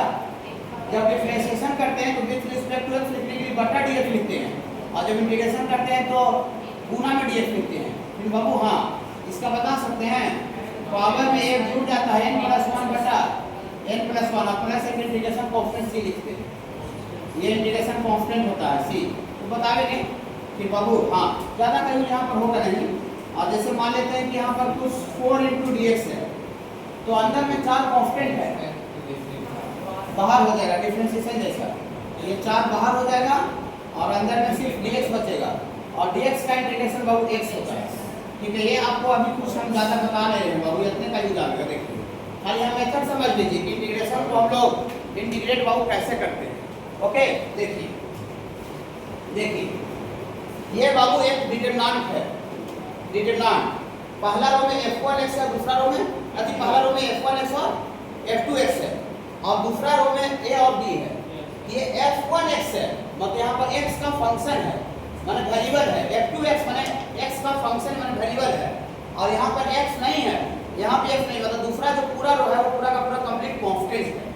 दूसरा जो रो है वो पूरा का पूरा कंप्लीट कांस्टेंट है। सुनिए, अगर डिटरमिनेंट के अंदर वेरिएबल, अगर डिटरमिनेंट के अंदर वेरिएबल माने x का टर्म अगर कोई भी एक रो या कोई भी एक कॉलम रहेगा, एनी वन रो या एनी वन कॉलम में अगर x का टर्म है तो उसको हम अंदर में ही डायरेक्ट अंदर में इंटीग्रेशन का साइन लगा देंगे, अंदर में ही सब जगह।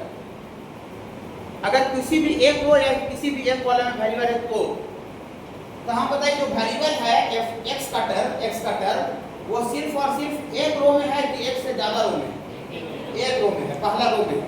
दूसरा रो में x का टर्म नहीं है, दूसरा रो में कांस्टेंट टर्म है। तो देखिए क्या करते हैं, देखिए खाली हम मेथड जान रहे हैं, बार बार बोल रहे हैं, बहुत ज़्यादा हम लंबा थोड़ा इंटीग्रेशन नहीं पढ़े रहे हैं, फिर हम सब पढ़ेंगे इंटीग्रेशन चैप्टर में। ये डेल्टा x का integration with respect to x के इंटीग्रेशन का सिंबल है यहाँ देखिए।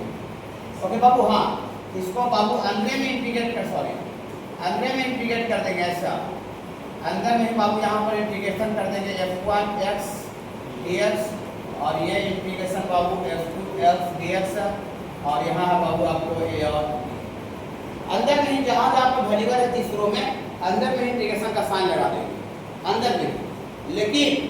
लेकिन अगर वेरिएबल एक से ज़्यादा रो और कॉलम में है, एक से ज़्यादा रो और कॉलम में ऐसा देखिए, बट इफ वेरिएबल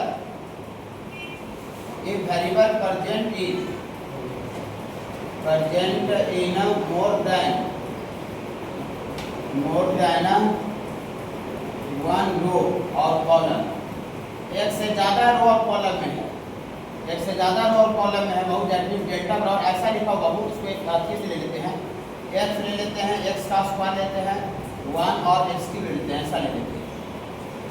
बताइए यहाँ जो वेरिएबल x का जो टर्म है डिटरमिनेंट के अंदर वो एक रो में है कि एक से ज़्यादा रो में? देखिए पहला रो में भी x का टर्म है और दूसरा रो में भी, बोलिए यहाँ नहीं उसे कोई दिक्कत, दूसरा रो में अगर एक एलिमेंट में भी x का टर्म हो गया तो दूसरा रो वेरिएबल का टर्म कहलाएगा।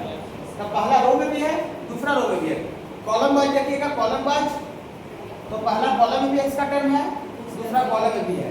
यहाँ जो वेरिएबल x जो है वो मोर देन वन रो और मोर देन वन कॉलम में, एक से ज्यादा रो और कॉलम में। ओके हाँ, तो देन अगर इसका आपको इंटीग्रेशन ऐसे कह देगा, इंटीग्रेशन ऑफ डेल्टा dx, इसका जो वैल्यू जो होता है बराबर नहीं होता है। अगर एक से ज्यादा रो और कॉलम है बाबू तो हम अंदर में इंटीग्रेशन ऐसे करके नहीं लगा सकते।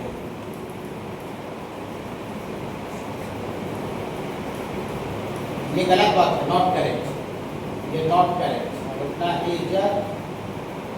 इज नॉट करेक्ट, ये बाबू गलत बात है। मतलब अंदर में जो हम इंटीग्रेशन जो डायरेक्ट लगा रहे थे वो तभी लगा पाएंगे जब वेरिएबल जो है वो एक ही रो चाहे एक ही कॉलम में है। लेकिन अगर एक से ज्यादा रो और कॉलम में अगर वेरिएबल रहेगा तो हम डायरेक्ट अंदर में सब जगह इंटीग्रेशन नहीं लगा सकते। ये गलत बात है, इसका वैल्यू जो इतना बराबर नहीं होगा। तो वो ये सब तो गलत बात है, सही क्या होगा? एक से ज्यादा रो और कॉलम में रहेगा तो सबसे पहले डिटरमिनेंट को आपको एक्सपेंड करना पड़ेगा, सबसे पहले डिटरमिनेंट को एक्सपेंड करना पड़ेगा और वैल्यू निकालना पड़ेगा। देखिए लिखेंगे सही क्या है। एट फर्स्ट वी फाइंड ये वैल्यू ऑफ डिटरमिनेंट, डिटरमिनेंट का वैल्यू निकालेंगे। अगर एक से ज्यादा रो और कॉलम रहेगा तो मतलब डेल्टा बराबर, इसका वैल्यू बोलिए तो भुला गए हैं, इसका वैल्यू सेकेंड ऑर्डर का x का पावर 3 x का पावर 4 माइनस x का स्क्वायर, ऐसा ना आएगा डेल्टा का वैल्यू बाबू। हाँ, और देयरफॉर इसका डिटरमिनेंट डेल्टा इनटू dx का इंटीग्रेशन का जो वैल्यू होगा ये x का पावर 4 dx और माइनस x का स्क्वायर dx, माने x का पावर 4 का इंटीग्रेशन इस फार्मूला से निकलेगा। पावर में जुड़ जाएगा वही पावर नीचे, x का पावर n रहता है 10 + 1 / 10 + 1 होता है, या x का पावर 4 है तो 4 + 1 / 4 + 1 हो जाएगा। माने यहाँ पर हो जाएगा बाबू x का पावर 5/5, ये फार्मूला लिख रहे हैं। हाँ प्लस यहाँ भी आ गया है, मिला के जगह लिखेंगे ये बाबू। हाँ, और यहाँ पर x का क्यूब बटा 3 और लास्ट में प्लस से लिखिए, ऐसा इतना ही करें। खाली बस मेथड पढ़ा रहे हैं, बस हम बार-बार बोल रहे हैं अपनी तरफ से।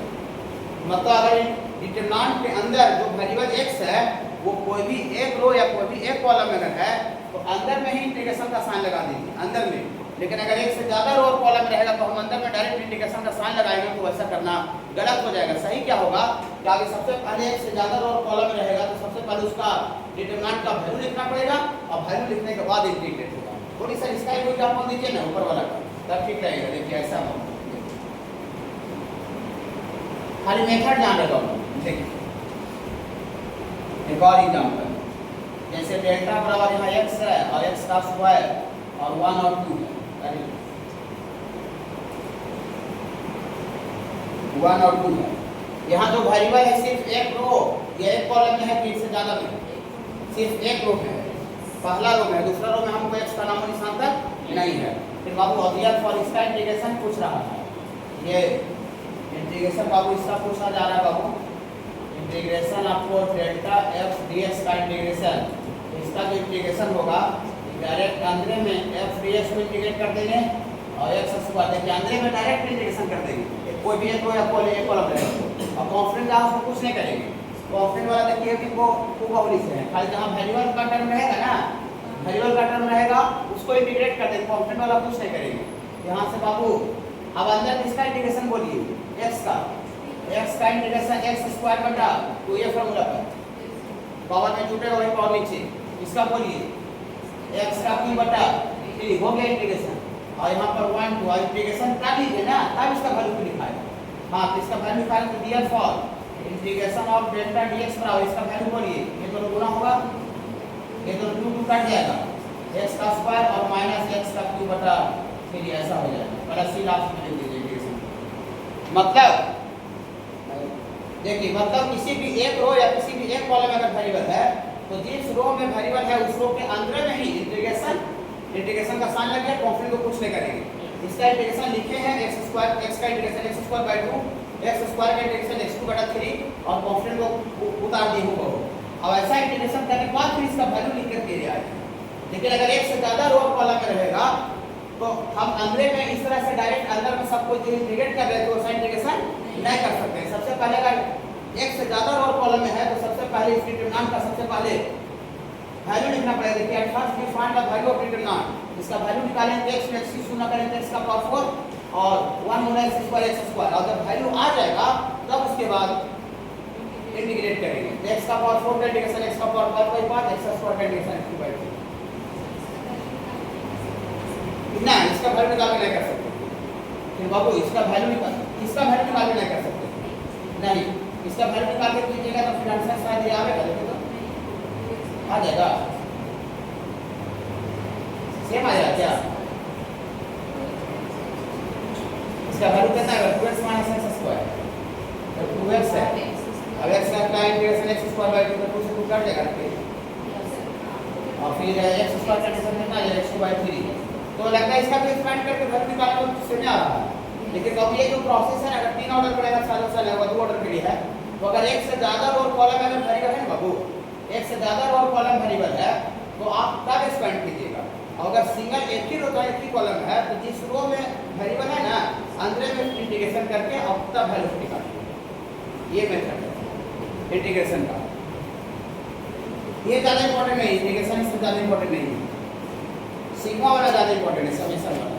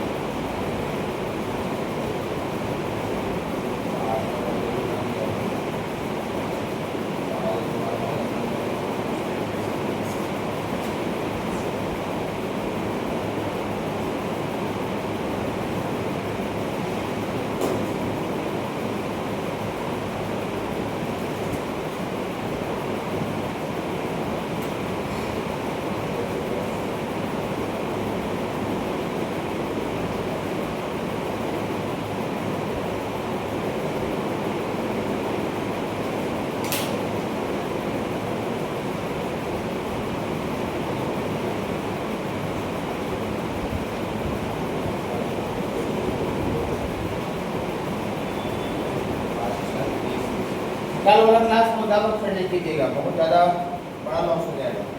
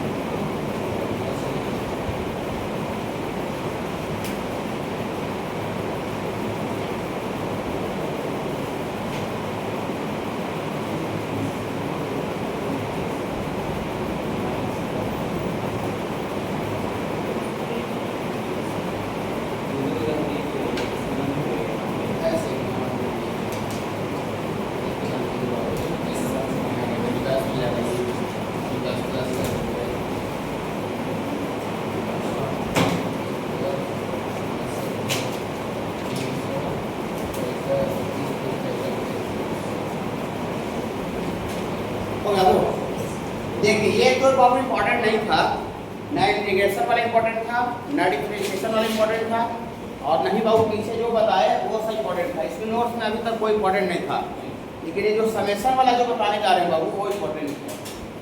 समेशन सिग्मा वाला, सिग्मा वाला क्वेश्चन कहाँ पर आएगा बता देते हैं। सिग्मा वाला क्वेश्चन जेईएस में आएगा, सीयूटी का एग्जाम में आएगा, एनडीए का एग्जाम में आएगा, बीसीसी में आएगा, बोर्ड में नहीं आएगा, इसका भी गारंटी है। ठीक है बाबू। हाँ, आप का संकल्प एक्शन पढ़ते हैं ना, तो उसमें बोर्ड से थोड़ा सा प्लस काम होता है, और जो बच्चा जिज्ञासा पढ़ता है उसको खाली बोर्ड का काम होता है। जो जिज्ञासा पढ़ा है उस सब टॉपिक देखिए उसको नहीं बताया गया, इसका टॉपिक RS और NCERT है ही नहीं है, नहीं है, नहीं है।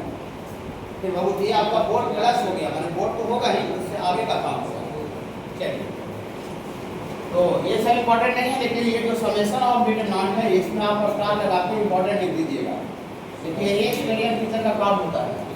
फिर बाबू ये नहीं कि सबको एक समान बता रहा है, बच्चा को पता ही नहीं चला कि कौन हमको अच्छा से पढ़ना चाहिए, इस पर ज़्यादा ध्यान देना चाहिए, इस पर ज़्यादा प्रैक्टिस करना चाहिए। और ग्रामर आप बोर्ड देने चाहिए, चाहे कोई दुनिया का कुछ देने चाहिए, चाहे ना वो हर जगह पर ग्रामर आएगा, हर जगह पर, फिर ना जो कल पढ़ाएंगे आज वहाँ तक नहीं हो पाएगा। देखिए ये इंपॉर्टेंट है, स्टार लगा दिए। देखिए जो आपको पढ़ाया जाता है कि कौन इंपॉर्टेंट है कि नहीं है, कौन सा टॉपिक चैप्टर का, और हम क्या बोल रहे हैं, चैट जीपीटी से पूछ सकते हैं, एआई से पूछ सकते हैं कि भाई ये टॉपिक इंपॉर्टेंट है 12 का, कोई जान के पूछ लेते क्यों क्या बोलता है। अगर बोला हाँ जी इंपॉर्टेंट है तो ठीक है, वो आपने बोला कि नहीं इंपॉर्टेंट नहीं, फालतू नहीं, फालतू है बोल देगा। देखिए अभी तो सब आप उधर से पूछ सकते हैं। समेशन ऑफ डिटरमिनेंट में सिग्मा कैसे लगाते हैं, सुन लीजिए आगे, सुन लीजिए। इंटीग्रेशन का मतलब भी जोड़ना होता है, इंटीग्रेशन का मतलब भी जोड़ना होता है। और ये जो सिग्मा लिखते हैं जो हम लोग 11th क्लास में पढ़े थे सम ऑफ स्पेशल सीरीज में, इसका मतलब ही बाबू समेशन होता है, सम, और सम होता है जोड़ना। तो जो अभी इंटीग्रेशन में हम जो लॉजिक बता रहे थे बाबू, वही सेम लॉजिक समेशन में भी लागू होता है। इंटीग्रेशन में क्या लॉजिक बता रहे थे कि अगर वेरिएबल अगर किसी भी एक रो या किसी भी एक कॉलम है बाबू, तो हम भी वही ना बोले, हाँ हम भी बोले बोर्ड के लिए नहीं है ना। और ये कहाँ के लिए वो भी बोल दिए कि कहाँ के लिए है।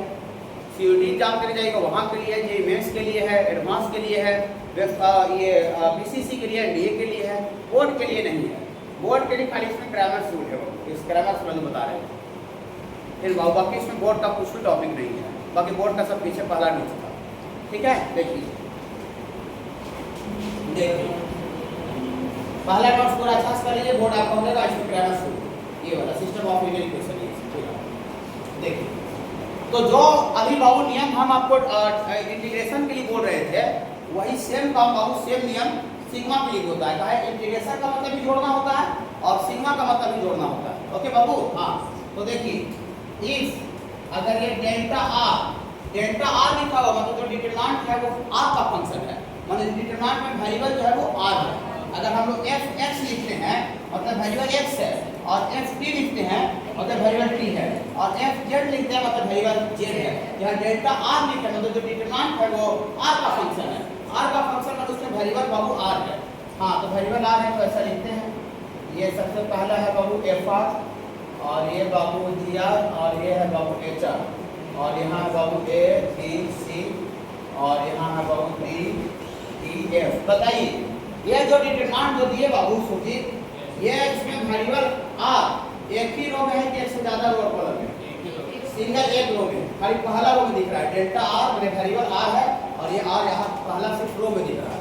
तो देन ऐसा अगर आप सबको पूछ देखिए जी सिग्मा डेल्टा आर का वैल्यू क्या होगा, सिग्मा डेल्टा आर का वैल्यू क्या होगा, इंटीग्रेशन जैसा। अगर वेरिएबल एक रो और एक कॉलम है तो अंदर में सब जगह सिग्मा लगा दीजिए, अंदर में सब जगह सिग्मा लगा दीजिए। वेरिएबल वाला में sigma F R, sigma G R, sigma H R, बाकी को हूबहू लिखिए। बाकी को कांस्टेंट में कोई छेड़खानी नहीं करना है, कांस्टेंट में छेड़खानी नहीं करना, इसका वैल्यू निकालते हो हम तब पुट करेंगे। ओके, लेकिन यहाँ देखिएगा अगर वेरिएबल जो है बाबू नीचे लिखा हुआ नोट में, देखिए नोट में एक variable is occur in more than one row column, variable जो है वो एक से ज़्यादा रो कॉलम में है, तो then summation sigma of determinant only can be find by expanding the determinant, माने आगे डिटरमिनेंट को एक्सपेंड करेंगे और एक्सपेंड करने के बाद सिग्मा लगा देंगे। हाँ, पिछला इंटीग्रेशन जैसा मैंने वो बहुत इंटीग्रेशन वाला रूल है, लेकिन इंटीग्रेशन वाला टॉपिक इंपॉर्टेंट नहीं, लेकिन ये वाला टॉपिक इंपॉर्टेंट है। हर एक जगह पर क्वेश्चन मिलेगा आपको, जो अच्छा एग्जाम होगा जहाँ पर देने जाइएगा, एक लेवल का एग्जाम होगा। ठीक है बाबू। हाँ देखिए, इस पर एक क्वेश्चन बता देते हैं, क्वेश्चन से बताना अच्छा वाला जरूरी है। अब एक बार और बताते हैं, सुनिए सुनिए। अभी तो खैर क्वेश्चन बता के बोलते तो ठीक लगता है, लेकिन दिमाग में अगर बोल ही देते हैं आपको बाबू, जहाँ लॉग से रिलेटेड डिटरमिनेंट का प्रॉब्लम रहता है, बोले नहीं बनने पर ऑब्जेक्टिव क्वेश्चन 0 होता है। ओमेगा से रिलेटेड जहाँ भी प्रॉब्लम रहता है नहीं बनने की सिचुएशन में, चाहे तो अगर टाइम कम रहा है तो 0 होता है। और सिग्मा भी जहाँ लगा हुआ रहेगा ना, समेशन सिग्मा वाला, उसका भी आपका 95% चांसेस उसका आंसर 0 आ गया। चाहे आप बोर्ड किताब का आकार देख लीजिए, कहीं का क्वेश्चन देख लीजिए, 95%। इसमें थोड़ा परसेंट कम कह देते हैं, कुछ अच्छा जगह में 0 नहीं आता, हम देखे हुए हैं। 0 हम 100% नहीं बोल रहे, 95% बोल रहे हैं।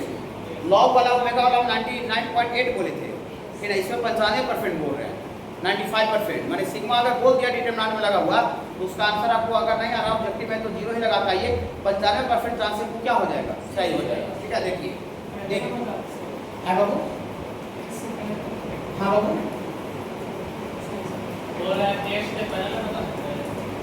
टेस्ट पढ़ने बोले थे,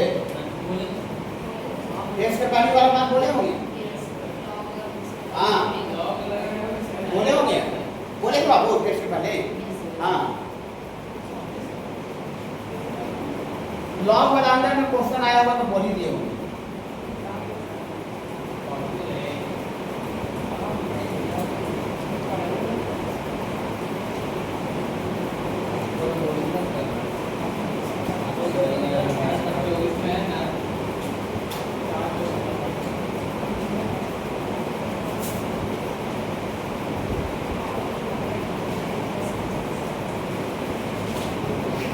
चलिए आइए, ड्रॉप कैसा बाबू काम कर दिए, और कल आराम से मेन वाला बैच में, कल आराम से मेन वाला टॉपिक बैच में। देखिए देखिए बाबू, अभी नहीं, देखिए ये क्वेश्चन अच्छा है, क्वेश्चन है ना, वो सब नहीं है कि कभी प्रूफ कर देंगे, एक कभी प्रूफ कर इसमें 0-0 हो जाए, ठीक ना। ये कभी डायरेक्ट थोड़ी दिया हुआ है, ये सिग्मा के अंदर एक कभी लगा हुआ है, एक कभी 1 से लेके कहाँ तक रखना है, 1 तक रखने के जोड़ना होता है। सिग्मा का मतलब होता है, ठीक है, सिग्मा का मतलब होता है कि वैल्यू रख रहा है सबको ऐड कीजिए। डायरेक्ट एक कभी थोड़ी दे देंगे, एक कभी 50 हो सकता है, 100 हो सकता है, 1 लाख 2 लाख n तक है, तो आप कहाँ तक जा रहा है कोई सीमा नहीं है। चलिए देखिए, इसमें इसका वैल्यू निकाला, डेल्टा ए में सिग्मा लगा हुआ है, यहाँ देखिए डेल्टा ए लिखा हुआ है, तो डेल्टा ए लिखा हुआ मतलब जो डिटरमिनेंट है वो किसका फंक्शन है, इसमें वेरिएबल कौन है, ए। डेल्टा ए से पता चल रहा है, तो वेरिएबल ए है, तो जो वेरिएबल ए है बाबू, ये सिर्फ एक ही कॉलम या एक ही रो में है कि मोर देन 1 रो और मोर देन 1 कॉलम में, सिर्फ एक कॉलम में। देखिए ए का जो टर्म है ये पहला कॉलम में दिख रहा है, दूसरा कॉलम में ए का टर्म नजर नहीं आ रहा है, और तीसरा कॉलम में भी ए का टर्म नजर नहीं आ रहा है। यहाँ जो वेरिएबल है वो सिर्फ और सिर्फ ओनली 1 कॉलम में अवेलेबल है, तो ओनली 1 कॉलम में अवेलेबल है। किसको डिटरमिनेंट को एक्सपेंड करके सिग्मा लगावे कि अंदर में सब जगह सिग्मा लगा दें, अंदर में सब जगह सिग्मा लगा देंगे, इंटीग्रेशन जैसा बाबू। हाँ तो देखिए बाबू, ऐसा इसका मैंने निकाला, ध्यान से देखिएगा, इंपॉर्टेंट क्वेश्चन है, जो रफी रहता है ऐसा हम बोल देते हैं, कितना देखिए, ये डेल्टा ए और n बराबर 1 से लेके n तक, इसका वैल्यू देखिए क्या करेगी, सिर्फ वेरिएबल पहला कॉलम में है, तो पहला कॉलम में अंदर में सब जगह सिग्मा लगा देगी, सिग्मा a - 1 और a बराबर 1 से लेके कहाँ तक, n तक। इसको थोड़ा ऊपर करते हुए तो नीचे लेके इसमें कर देंगे, और फिर यहाँ सिग्मा और ये a - 1 का होल स्क्वायर, और ये a बराबर 1 से लेके n तक, फिर यहाँ सिग्मा और ये a - 1 का होल क्यूब, a - 1 का होल क्यूब, और यहाँ बाबू a बराबर 1 से लेके n तक, ऐसा हो गया। बाकी जो जहाँ कांस्टेंट है, मैंने ये नहीं था उसको जो का त्यों लिखेंगे, तो दूसरा और तीसरा कॉलम a का टर्म नहीं था, तो इसको जो का त्यों लिखेंगे, n यहाँ पर लिखेंगे 2n स्क्वायर, यहाँ पर लिखेंगे 3n स्क्वायर, यहाँ बहुत 6n और 6 और ये 4n माइनस 6 और ये 3n स्क्वायर माइनस 3n ऐसा हो गया। समझे? अब इसका वैल्यू अलग से निकालना पड़ेगा, इसका वैल्यू भी अलग से निकालना पड़ेगा, इसका वैल्यू अलग से निकालना पड़ेगा, निकाल के यहाँ पर पुट करना पड़ेगा। ठीक है, इसका अलग से निकाले जा रहे हैं, यहाँ अंदर में नहीं निकालिएगा, अंदर निकालिएगा तो डिटरमिनेंट बहुत ज़्यादा क्या हो जाएगा, कॉम्प्लेक्स फॉर्म हो जाएगा, मुझे पता नहीं चला कि क्या करेंगे। ठीक है, इसको अलग से उठाने जा रहे हैं, देखिए अलग से यहाँ पर लिखने जा रहे हैं, इसका वैल्यू अलग से निकाले यहाँ पर। नाउ सिग्मा और ये a माइनस 1 और a बराबर 1 से लेके n तक। सिग्मा का मतलब थोड़ा सा हम भुला गए हैं, 11th में पढ़े थे लेकिन हमको दिमाग से उतर गया कि सिग्मा जो लगा हुआ है सिग्मा का क्या मतलब होता है। तो कैसे जोड़ेंगे? हाँ, a का वैल्यू सबसे पहले हम 1 पुट करेंगे, ठीक है बाबू? हाँ, तो 1 पुट कीजिए तो 1 माइनस 1 0 प्लस करे साइड समझ आया? सिग्मा को बदले, सिग्मा में जोड़ होता है। हाँ, प्लस फिर 2 पुट करेंगे तो 2 में से क्या, सॉरी 2 में से क्या 1 प्लस 3 पुट करेगा, 3 में से क्या 2, 4 में से क्या 3, ऐसे करते करते अंतिम कहाँ हो रहा है n, अंतिम n तक रहते रहते हाँ n माइनस 1 हो गया। अच्छा लग रहा होगा थोड़ा सा? 1 से लेके n माइनस 1 तक का जोड़ है। जब हम आपको ये सीक्वेंस संस्कृत पढ़ाते हैं तो हम आपको 3 को फार्मूला पढ़ाते हैं, ऐसा 1 प्लस 2 प्लस 3 तीनों को पढ़ाएंगे करते हैं। इसका होता है n इंटू ये पढ़ाते हैं कि नहीं पढ़ाते हैं? अगर नहीं पढ़ाते हैं तो आप इसका मतलब ये हुआ कि आप इस सिस्टम से जुड़ करके 11th पढ़ रहे थे, वहाँ पढ़ाया पूरा हुआ, वो पूरा कंसेप्ट नहीं दिया है। अगर 11th का अगर आपको कोई बात अगर यूज मैंने यहाँ पर आ रहा है 12th में और वो बात 11th में बताया ही नहीं गया कोई भी चैप्टर पे, इसका मतलब आप जहाँ पर सिस्टम से जुड़े थे वो सिस्टम बेकार सिस्टम था। यही पकड़ने का तरीका। अब देख लेंगे जो बात आ रहा है सब तो सर बताइए कि जो बात जहाँ सब तो सर बताए, हमने पढ़ाया अच्छा चला है तभी ना जो बात आ रहा है सब बताया हुआ है। सर खराब चलेगा आधार पूरा चलेगा तो कैसे बताया हुआ रहेगा? अब देखिए हम यहाँ सिग्मा भी पढ़ा रहे हैं डिटरमिनेंट में और समझ सोचे जितना जगह डिटरमिनेंट का पकड़ने हुआ लड़का सब जगह पढ़ाया जाएगा। चेक करिए एक आध चैप्टर जरूर मिलाइए, एक चैप्टर मिलाइएगा तो आपको यहाँ पढ़ने में अच्छा लगेगा। एक चैप्टर में खाली जरूर मिला दीजिए, ज़्यादा नहीं, फिर ना कि कहाँ कहाँ अपना टॉपिक पढ़ाया हो रहा है अब कहाँ नहीं हो रहा है। पूरा भारत से मिलाने के लिए बोल रहे हैं, गया में नहीं बोल रहे हैं। अब पहले टक्कर जो था पूरा गया से खाली था, 10-12 साल पहले जब सोशल मीडिया नहीं था तो पहले टक्कर सिर्फ कहाँ से होता था, गया से। लेकिन अभी जो टक्कर है ना वो पूरा ऑल ओवर इंडिया से चलता है। क्या कहा है कि आप ऑल ओवर इंडिया का टीचर को देखते हैं, मोबाइल पर कॉपी देखते हैं, वो इंस्टीट्यूट का नोट्स देखते हैं, पहले ऐसा नहीं था। इसलिए अब जो टक्कर है पूरा ऑल ओवर इंडिया से है। पहले हम ऑल ओवर इंडिया का बात पूरी करते थे, पहले पहले गया बात फला का देखो ये लोग टीचर था 2-3 हो गया उसी को मिलाते रहते थे, लेकिन अब ऐसा नहीं है ना। देखिए 1 से लेकर 1 तक का जोड़ेंगे 1 + 1/2 ओके। हाँ, और 1 का स्क्वायर प्लस 2 का स्क्वायर 3 का स्क्वायर, यहाँ तीनों आ जाएगा, 3 को बताया था तीनों आ जाएगा। ठीक है, जिसका जो बताया नहीं बाबू सोचिए 1 का स्क्वायर 2 का स्क्वायर 3 का स्क्वायर उत्तर पूरी गुणा ये फॉर्मूला के काम में मिल जाएगा। n × n + 1 2n + 1 बराबर 6। अब पढ़े तो बाबू हर्षराज ये वाला सर।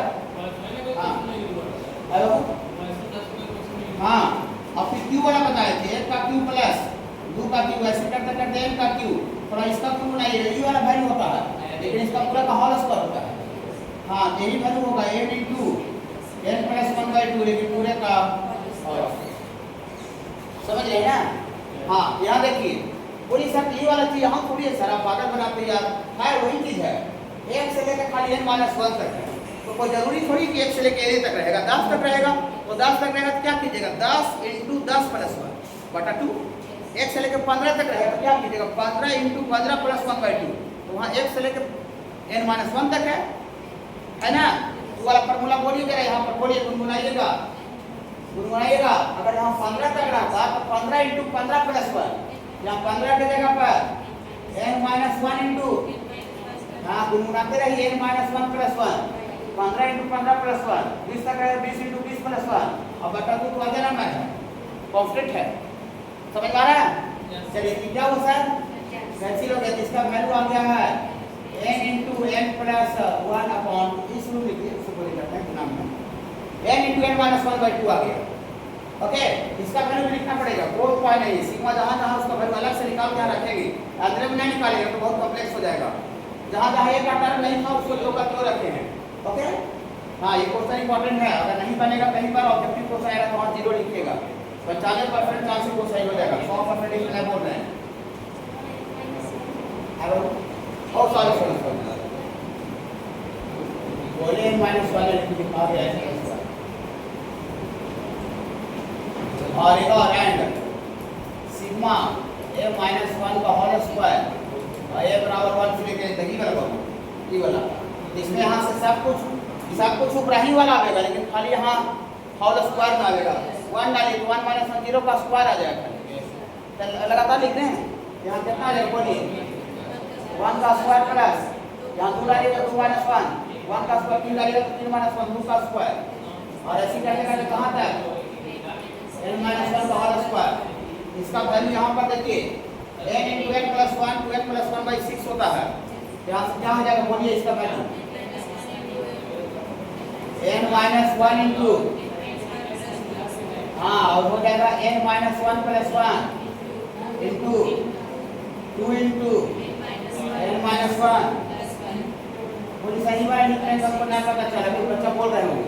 यहाँ देखिए 1 का स्क्वायर 2 का स्क्वायर अगर 15 का स्क्वायर कर रहे हैं, 15 का स्क्वायर तो क्या होगा 15 इंटू 15 प्लस 1 2 इंटू 15 प्लस 1 हो जाएगा। तो वही बात है, हम 15 की जगह पर n माइनस 1 है तो 15 इंटू ये 15 इंटू 15 प्लस 1 और 2 इंटू 15 मैंने n माइनस 1 प्लस 1 बटा 6 कर देंगे। ये दोनों चीज सेम है, ठीक है बाबू। चलिए यहाँ से इसको n से कट जाएगा और यहाँ n माइनस 1 इंटू ये n इंटू यहाँ पूरा कर दीजिए तो 2n माइनस 2 2n माइनस 2 में 2 जाएगा तो 2n माइनस 1 हो जाएगा। ये 2n माइनस 1 बटा 6 आ जाएगा। एक और बचा हुआ है, एक और बचा हुआ है ये वाला सिग्मा a माइनस 1 का होल क्यूब, यहाँ पर होल क्यूब और a बराबर 1 से लेके तक एक ही बात लिख देते हैं। इसका जोड़ तो खाली इसी बराबर होता है, लेकिन यहाँ पर खाली होल स्क्वायर हो जाता है। लिख दें ये वाला सब फॉर्मूला लिख लीजिएगा। इसका वैल्यू कितना हो जाएगा बाबू n into n minus 1 by 2 पूरा का और उसका क्यूब बना, ठीक है। चलिए आप देखिए क्या करते हैं, देखिए पढ़ के आप जाइएगा बाबू। तो इतना मैथ में आपको कोई नाटक फाटा एग्जाम कितना दीजिए फ्यूचर में, अभी 12 से पता चलेगा कि सर क्या पढ़ाए थे। जब 12 के बाद कंपटीशन एंट्री कीजिएगा ना तब जाकर अरे यार सर मैथ क्या पढ़ा के हमको भेजे थे। कोई एग्जाम में बैठ जाइए, इंडिया का कोई कंपटीशन नहीं जहाँ पर 11 12 का सिलेबस आता होगा, एक भी टॉपिक ऐसा नहीं लगेगा कि सर नहीं पढ़ाया थे, ये चीज़ ये नहीं बताए थे। आप टारगेट में कोटा जाइए तैयारी करने, दिल्ली जाइए, आपको लगा कि नहीं सर कुछ एडिशनल यहाँ नहीं बता रहा। दिल्ली गया हम पढ़ रहे थे तो लगता बहुत पुअर था पढ़ाया, तब क्वालिटी हम बहुत टॉप क्वालिटी का चल रहा है। देखिए देयरफॉर इसको 1 मान लेते हैं, इसी का वैल्यू निकाला था। हाँ तो देयरफॉर फ्रॉम 1 से सिग्मा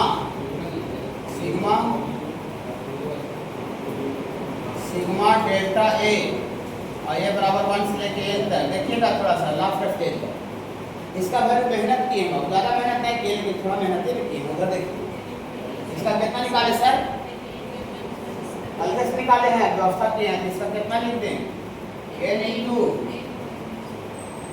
इसका लग देंगे बाबू n इंटू n माइनस 1 बटा 2 ना। निचलका का कितना है, निचलका का है n into n minus 1 2n minus 1 बटा 6। मैथ में कैलकुलेशन से डरते नहीं हैं तो ये बोला बनेगा, ये को बोल दिया फोटो भी नहीं। अगर कैलकुलेशन से आप डर गए, थोड़ा सा काम करने में डर गए, खिंचा गए तो मैथ का पढ़ाई है, जनरल नॉलेज नहीं है कि ना। केमिस्ट्री में इतना कैलकुलेशन नहीं आएगा, आप केमिस्ट्री पढ़ते होंगे तो रियलाइज करते होंगे। फिजिक्स में भी इतना कैलकुलेशन नहीं आता होगा, फिजिक्स में जो नॉमिकल आता है इतना भाग कैलकुलेशन नहीं होता है, उसमें थोड़ा थोड़ा इतना समय लिखते हैं बन जाता है। फिर मैथ में जब इतना ही ऐड करेगा जब दिमाग में बैठा लीजिए, समझ रहे ना। हाँ देखिए और निचलता का कितना है, निचलता का है n इंटू n माइनस 1 बटा 2 है इसका पूरा का। अब बाकी वो बहुत लिखिए, बाकी यहाँ लिखिए n 2n स्क्वायर और 3n स्क्वायर और यहाँ 6 4n माइनस 6 और 3n स्क्वायर माइनस 3। ओके ऐसा हो गया, रुक जाइए रुक जाइए, क्या करें, इस डिटरमिनेंट का वैल्यू निकालना है, इसका वैल्यू आ जाएगा, इसका मैंने वैल्यू निकालना है, क्या करें। सबसे पहला आपको समझ में आ रहा हो कि n × n - 1/2, n × n - 1/6 है तो वही है, और यहाँ होल स्क्वायर है तो है ही है। अंदर से कैसी कॉमन निकलेगा, अंदर वर्ड से तो थोड़ा सा आसान और हल्का करना चालू कर देगा। कॉमन निकाल दें, हाँ, दूसरा कॉलम में भी n कॉमन है, हाँ, निकालिए जितना कॉमन सब कीजिए। तो taking n × n - 1/2 and n common from C1 and C1 and C2 respectively है बाबू।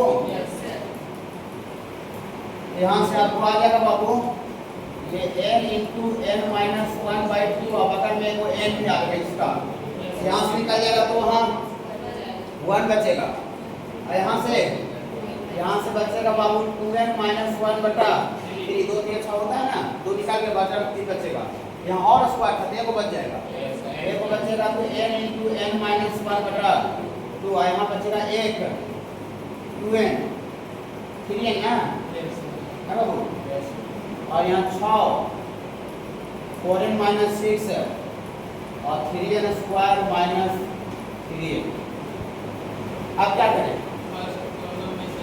देखिए घटाने का तो फंस जाइएगा, देखिए इसमें 6 से गुणा कीजिए, तो 6 से गुणा करेंगे 6 हो जाएगा, 6 से गुणा कीजिए, 6 से गुणा करके भागा भी लगा देंगे, और यहाँ 6 से गुणा कीजिएगा तो 3 होंगे 6 2 आएगा, तो 2n - 1 में 2 से गुणा करेंगे तो 4n - 6 में है, एक मिनट, यहाँ 6 से गुणा करेंगे सब मेरा तो आ रहा है ना, 6 से गुणा करने पर 3 6, ठीक है, आगे सेकंड वाला में होगा लेकिन फर्स्ट में हो जाएगा ठीक है। यहाँ 6 से गुणा करेंगे तो 2 3 6 तो 3n² - 3, यहाँ 6 से गुणा करें 2n माइनस आ जाएगा, तो 2n - 1/3 में 6 से हम लोग गुना कर रहे हैं, अच्छा यहाँ 3 दूनी 6, फिर से 2 गुना होगा तो 4n - 2 आ गया, 4n - 6, जब कहीं गलती हो गया क्या कर देंगे, क्वेश्चन लिखे तो क्या लिखा होगा 4n - 6 है 4n - 2 नहीं, पकड़ा सब सेटिंग रहता है कि ना, दो को एडिटर हो तब जब तक एडिटर तब 0 होवे करेगा। यहाँ क्वेश्चन में 4n माइनस क्या है, ये 4n - 2 है, और यहाँ भी 4n - 2 है, यहाँ भी 4n - 2 है क्वेश्चन में, 4n - 2 हो जाएगा, खत्म हो गया। अब हम लोग इसको देखिए पहला कॉलम में 6 से गुना कर देते हैं, और गुना करके और भागा लगा देते हैं कि ना, हाँ अप्लाई करते हैं, अप्लाई करते हैं C1 को, C1 में 2 से गुना करके, और बाबू सॉरी 2 नहीं 6 से ना, C1 को बाबू C1 गुना 6 और साथ ही साथ डिवाइड भी कर देते हैं, 6 से जो गुना करेंगे उसके बदले भागा भी लगा देंगे, तो भागा भी लगा देंगे तो आ जाएगा बाबू n × n - 1, और इतना 6 से भागा लगाएंगे यहाँ 6 गुना 12 हो जाएगा, 6 से गुना करिए, गुना करके भागा लगा दे रहे हैं, हाँ तो 6 से गुना करेंगे यहाँ कितना हो जाएगा 6, यहाँ 6 से गुना कीजिए, हाँ 6, तो यहाँ फिर 4n - 2 हो जाएगा, यहाँ 6 से गुना कीजिए 2 3 6 कट जाएगा, 2 3 6 कट जाएगा, और एक लाइन से n² बगल में 3 भी है तो 3n² - 3n आ जाएगा, यहाँ से आ जाएगा बाबू 3n² - 3n, दोबारा कहाँ से ऐसा ना आया, पहले से 2 था, 6 से गुना करके कहीं जोड़ घटाने रहे हैं, गुना करके डिवाइड करने में, बोलिए अंदर में पहला कॉलम गुना करते हैं पूरा भागा लगाते कहाँ दिक्कत है, फिर अंदर में पहला कॉलम से 6 कॉमन निकल जाएगा, 6 दूनी 12 कट के ऊपर वाला आ जाएगा, ठीक है, हाँ, और यहाँ से बाबू 1 2n और ये 3n, यहाँ 6 और 4n - 2, अब इसको बनावे तो छोड़ दें, बनावे तो छोड़ दें, C1 बराबर तो पहला कॉलम वही तीसरा कॉलम है, तो 2 कॉलम आइडेंटिकल होता है तो डिटरमिनेंट का वैल्यू 0 होता है, इस डिटरमिनेंट का वैल्यू 0 आ जाता है, बगल में कुछ भी रहेगा तो पूरा का कंप्लीट बाबू आपका 0 आ गया 0, तो कहीं भी आपको सिग्मा वाला रिलेटेड से बहुत क्वेश्चन रहेगा, हर एक जगह रहेगा, अच्छा एग्जाम ध्यान देने जाइएगा, सिग्मा हो ओमेगा हो चाहे लॉग हो, ये 3 जगह सिचुएशन में आपका उसका जो वैल्यू लिखना है वो बाबू आपको 0 लिखना है, और सब्जेक्टिव में रहेगा तो ऐसे जैसे बनाए उसे बनाना पड़ेगा। सब्जेक्टिव में रहेगा वो तो जैसे बनाए उसे बनाना पड़ेगा। एक राउंड इधर बेसिक हो गया। बेसिक मैंने जो साइड का टॉपिक था वो हो गया। कल जो क्लास होगा द मोस्ट इंपॉर्टेंट क्लास होगा 5 दूसरा होगा। हाँ, सिग्मा से रिलेटेड क्वेश्चन है इधर अंदर में और नीचे करते हैं।